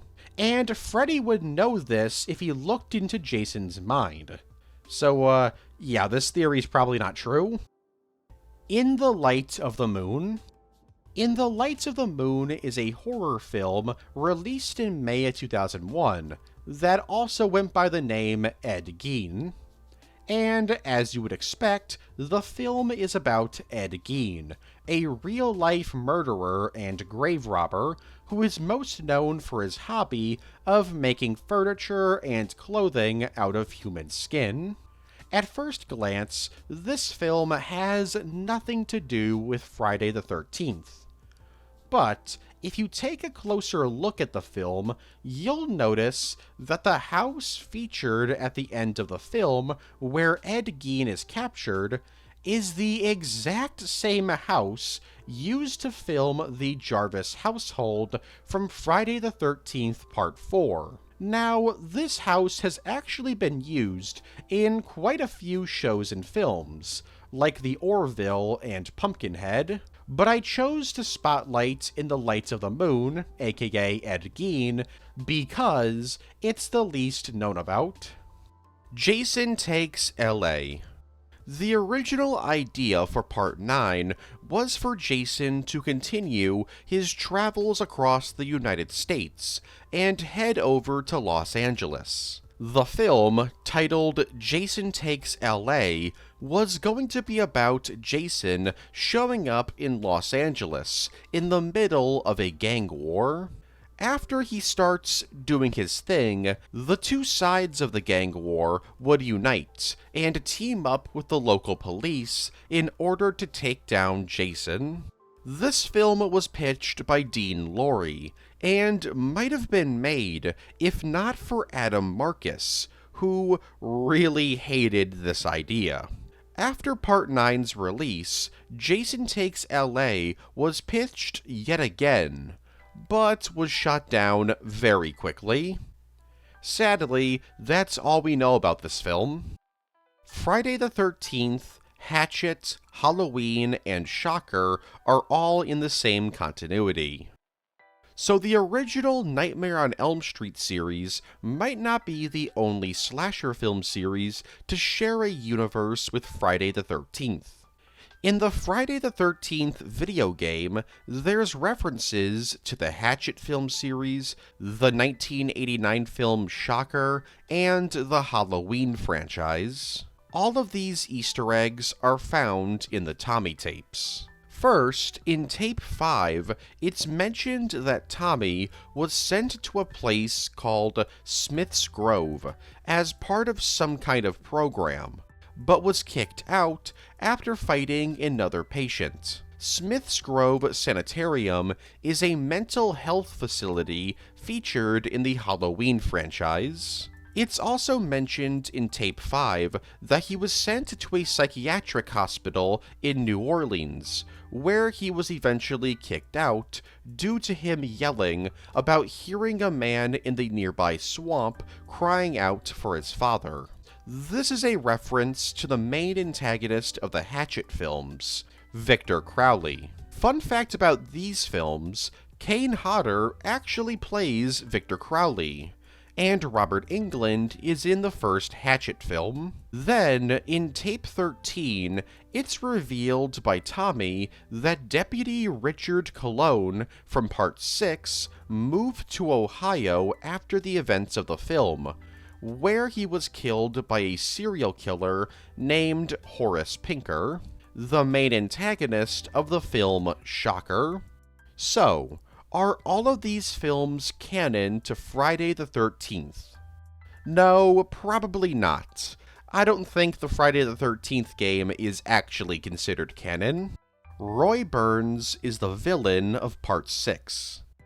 This is a theory suggesting that Roy Burns, the Jason copycat from Part 5, is the main antagonist of Part 6, and by extension, the rest of the film series, excluding the reboot. The theory states that the grave digger from Part 6 seemed to be pretty incompetent and didn't really seem to care about his job. So he simply just buried Roy Burns' body in a grave marked Jason Voorhees. Basically, the theory suggests that the retcon of Jason actually being buried instead of being cremated in Part 6 isn't true. Obviously, this theory isn't true, as it falls apart with Part 9 and Freddy vs. Jason. But hey, I guess it's a neat headcanon. The fake Freddy vs. Jason film. Tom McLoughlin was one of the many writers and directors to throw their hat into the ring while Freddy vs. Jason was in development hell. His pitch for a Freddy vs. Jason film was rather weird, and if it were made, it would probably be looked at as one of the worst slasher films of all time, just because of its concept. The idea was that the film would take place primarily in an insane asylum, and that Jason Voorhees and Freddy Krueger wouldn't actually be in the film. Instead, the film would be about two patients who think that they're Jason and Freddy. The closest we'd actually get to seeing the real Freddy and Jason would be in dream sequences. Jason's a ghost in Part 8. This theory suggests that Jason in Part 8 is actually not a zombie or a revenant, but instead just a ghost with a physical form, and that Rennie accidentally summoned him to protect her. The evidence for this theory is that Jason is explicitly shown to be able to teleport in the film. Also, Jason never actually tries to kill Rennie. He grabs her, but he doesn't actually try to stab her. Also, every time somebody is rude to Rennie or tries to hurt her, Jason shows up and kills them. And finally, Jason turns back into a kid at the end of the film, with the idea being that this is possible because Jason's a ghost and can change his form whenever. While an interesting theory, it's clear that the teleporting in the film was just the filmmakers having fun with slasher film cliches. And it's pretty obvious that Jason turning back into a kid was just a hallucination by Rennie. Cheech and Chong vs. Jason. The original Part 7 wasn't going to be about Jason battling a girl with psychic powers, but instead, Jason trying to kill Cheech and Chong. For those that don't know, Cheech and Chong are a stoner comedy duo known for their stand-up, albums, and their various films.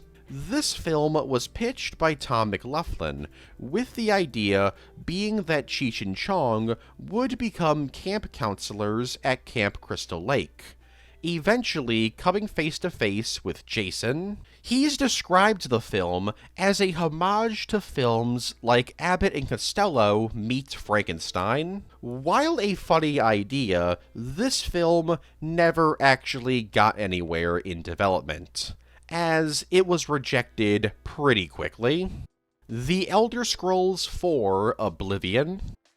In the game The Elder Scrolls IV: Oblivion, if you travel to the Anvil Lighthouse and enter its cellar, you'll be met with a severed head in a shrine. This head is called Mother's Head, and is very obviously a reference to how Jason kept his mother's head in a shrine in the Friday the 13th franchise. So whose mother is this? Well, that would be Matthew Bellamont, an assassin who's gone insane and just talks to his dead mother's head. Jason Voorhees has a son. Yes, Jason Voorhees has a son. But no, Jason Voorhees did not bang anyone. In the book Jason X to the Third Power, the character Free Jefferson is introduced. His mom, Sarah, went under experimentation which impregnated her with the genetic material of Jason, and so Free Jefferson, or Free Voorhees, was born. For most of his life, he didn't actually know he was technically Jason's son, and instead of taking up the family business of murdering people, he became a cyber technician. During the book, he's able to clone Jason in order to battle Uber Jason. This clone actually ends up killing the woman he loves. So, that kinda sucks. In response to this, and not wanting to die, he launches his clone daddy into space. The book actually ends on a pretty depressing note, with Free being the only survivor of Jason's slaughter. And since this book took place on a prison station on a moon, he doesn't know if help will ever arrive, potentially meaning that Free is doomed to starve to death. The Arsenio Hall Show. It's common for celebrities to appear on late-night talk shows to promote their upcoming films and shows. But what's less common is for a character from a film to appear on a late-night show. In order to promote Part 8, Jason Takes Manhattan, Kane Hodder dressed up like Jason Voorhees and showed up on the Arsenio Hall Show fully in character. There, he says literally nothing and just sits there while the host desperately tries to get a reaction out of him, finally getting some kind of reaction after suggesting that Jason is losing his touch, as he kills fewer people than usual in Part 8.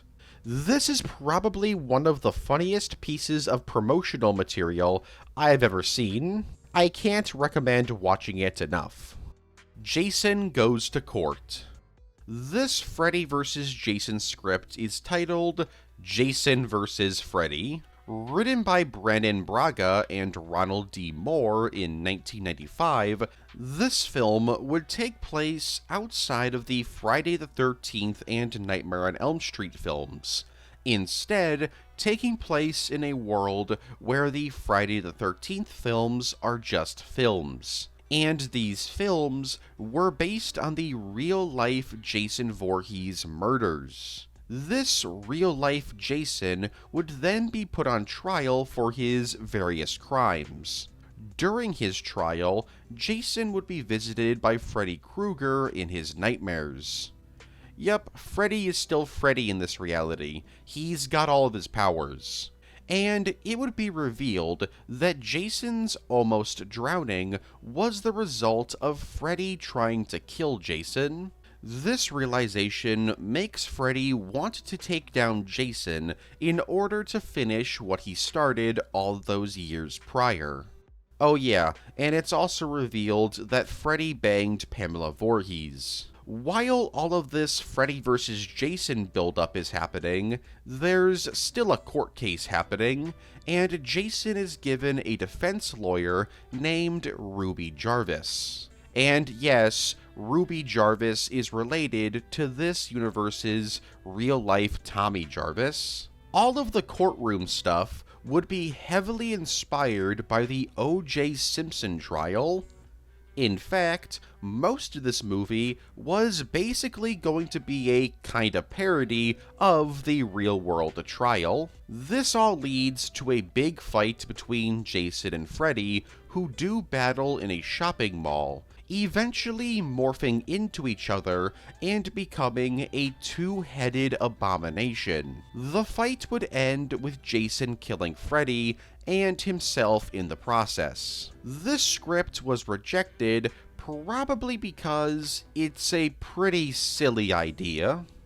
But Jason going to space, that's not silly, that's cinema. No, really, I love Jason X. The sewers of New York City have anti-Crystal Lake goo.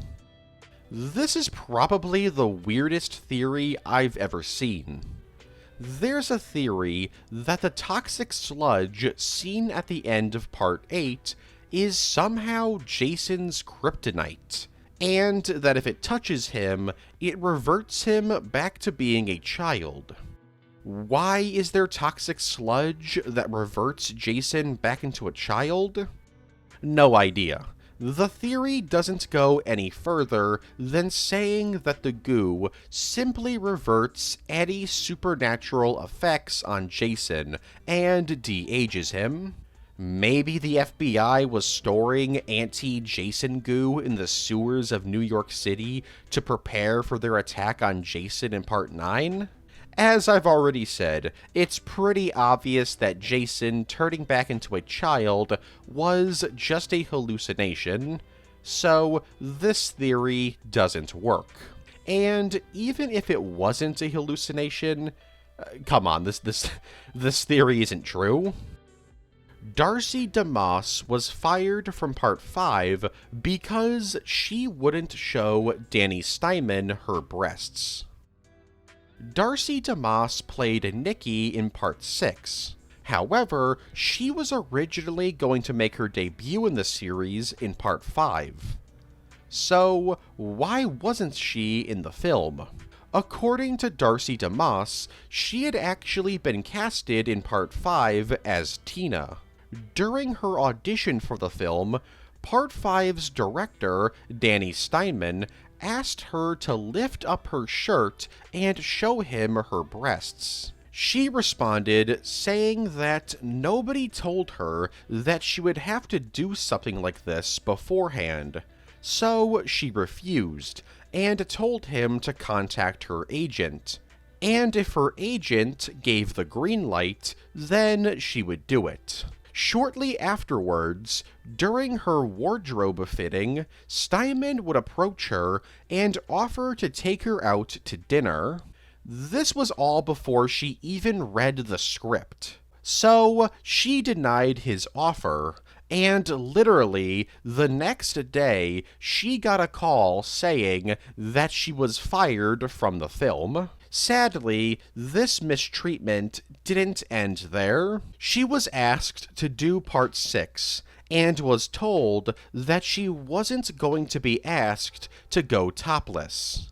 But, while filming, producers forced director Tom McLaughlin to ask her to go topless. She refused, but luckily, she wasn't fired this time around. Creighton Duke film. In 2018, Adam Marcus revealed that he had an idea for a Friday the 13th spin-off film. This film would be centered around Creighton Duke, the bounty hunter from Jason Goes to Hell. He said this in an interview and revealed that he was planning on starting the film in 2019. He also revealed that Stephen Williams, Duke's actor, was interested in returning to the role. So 2019 came and went. It didn't happen. The film sat in limbo for years without any update. That was until 2023, when Adam Marcus finally gave an update on it, revealing that Duke will be going by a different name in the film in order to avoid legal issues, but he'll still be the same character. The film will be set after Part 9 and reveal that somehow Duke survived his encounter with Jason. Duke will have a back brace with various gadgets and weapons built into it. And that's really all we know.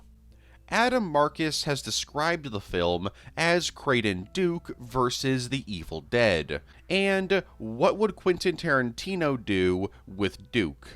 Will this film actually end up happening? Probably not, but we'll see. Thursday the 12th. Friday the 13th Road to Hell is a video game created by HeroCraft, released on Java phones in 2006.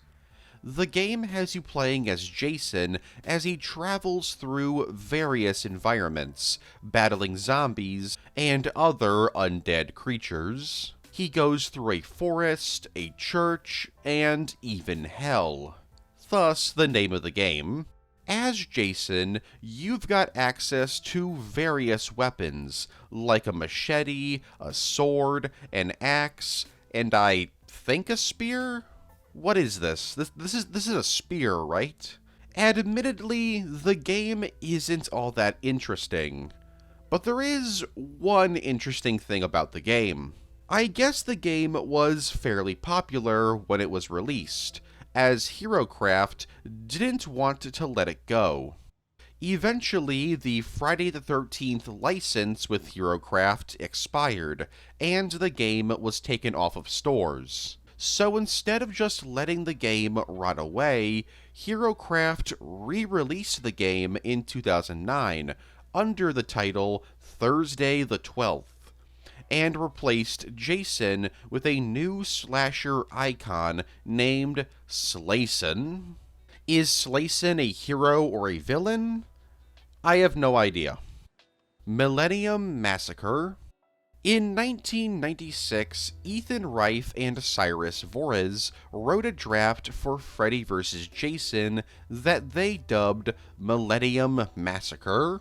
This film would be similar to the Nightmare 13 script, in that it would be about a cult of Freddy worshippers kidnapping a girl named Lizzie, and the main character, now named Michelle, would revive Jason in order to defeat Krueger and his cult.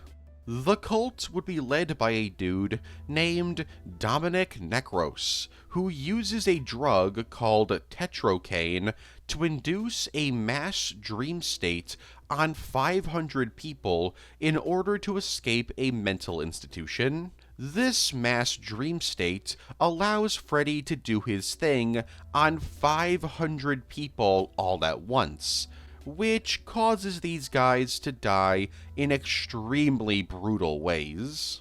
Undoubtedly, the weirdest part about this script is that it was going to be revealed that Freddy was a camp counselor at Camp Crystal Lake when Jason was a kid, and that Freddy M-worded him. And when Jason went to go tell on Freddy, he drowned him. If I had a nickel for every time Freddy was going to M-word a kid in a Freddy vs. Jason script, I'd have 2 nickels, which is not a lot, but it's disgusting that it was going to happen twice. The boxing match from Nightmare 13 is also in this film, but instead of Ted Bundy being the announcer, it's Dominic. This version of the film was actually fairly popular with the studio, and was offered to directors like Peter Jackson and Del Toro. Rob Bottin would eventually agree to direct the film, but he didn't like the script, so this version of the film was thrown out. Kotobukiya. Kotobukiya is a Japanese company known for making figures and models based on various franchises. While they mainly do figures based on anime or manga franchises, they don't exclusively make anime and manga figures. They have made figures based on non-anime and manga IPs. For example, they've made some Friday the 13th figures. However, one Jason figure is not like the others. In 2014, they released figures based on Jason and Freddy. And, as you can tell, they're not exactly the normal Jason Voorhees and Freddy Krueger. Basically, they turned Jason and Freddy into anime waifus. There's honestly not a ton for me to say here because, I mean, what can I say? Just look at these figures.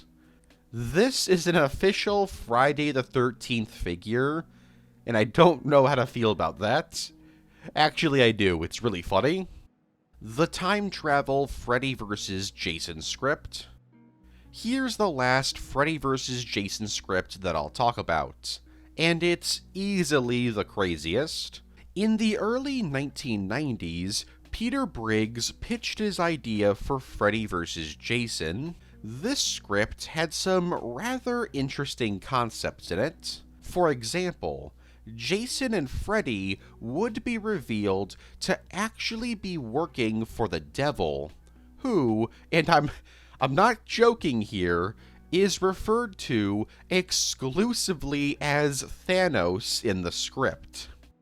It would also be revealed that Jason and Freddy's origins were intertwined. Turns out, the Voorhees family used to live on Elm Street, and Pamela was part of the mob that killed Freddy. In revenge, Freddy would kill Jason when he was at Crystal Lake, and would later resurrect him as an undead slasher. Yeah, it turns out that lightning didn't actually resurrect Jason. Turns out it was actually Freddy. Also, this is again another script where the screenwriter forgot that Jason didn't actually die via drowning as a kid, but whatever.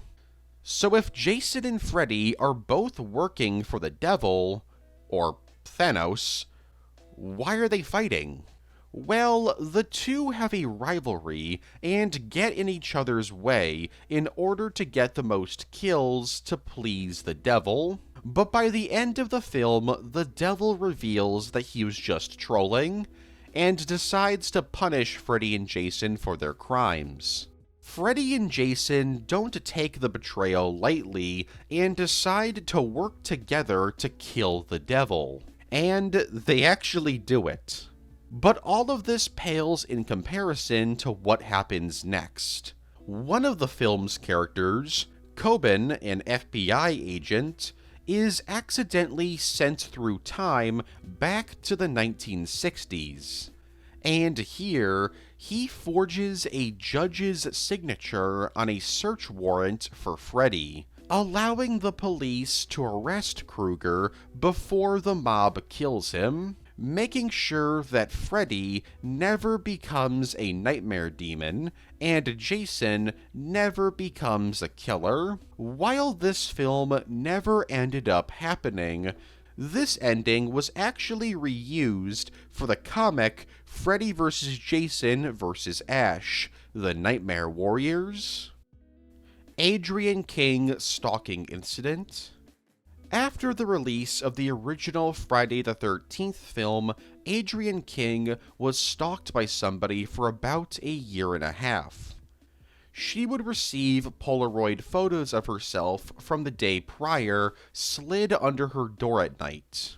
This stalker followed her from New York City to Los Angeles to London. While Adrian King has never revealed the name of her stalker, she has revealed that this person stalked her because he had seen her in the film Friday the 13th. He wasn't even a fan of horror movies, or the film itself.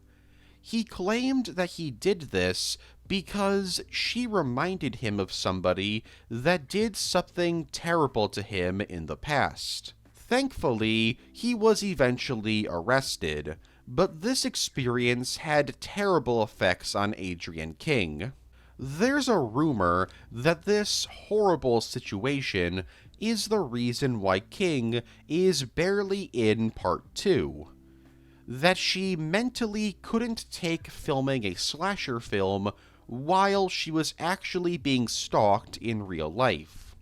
And while there's probably an element of truth to that, in reality, the real reason as to why she's barely in the film is because her agent asked for King to receive a better salary, and the studio refused.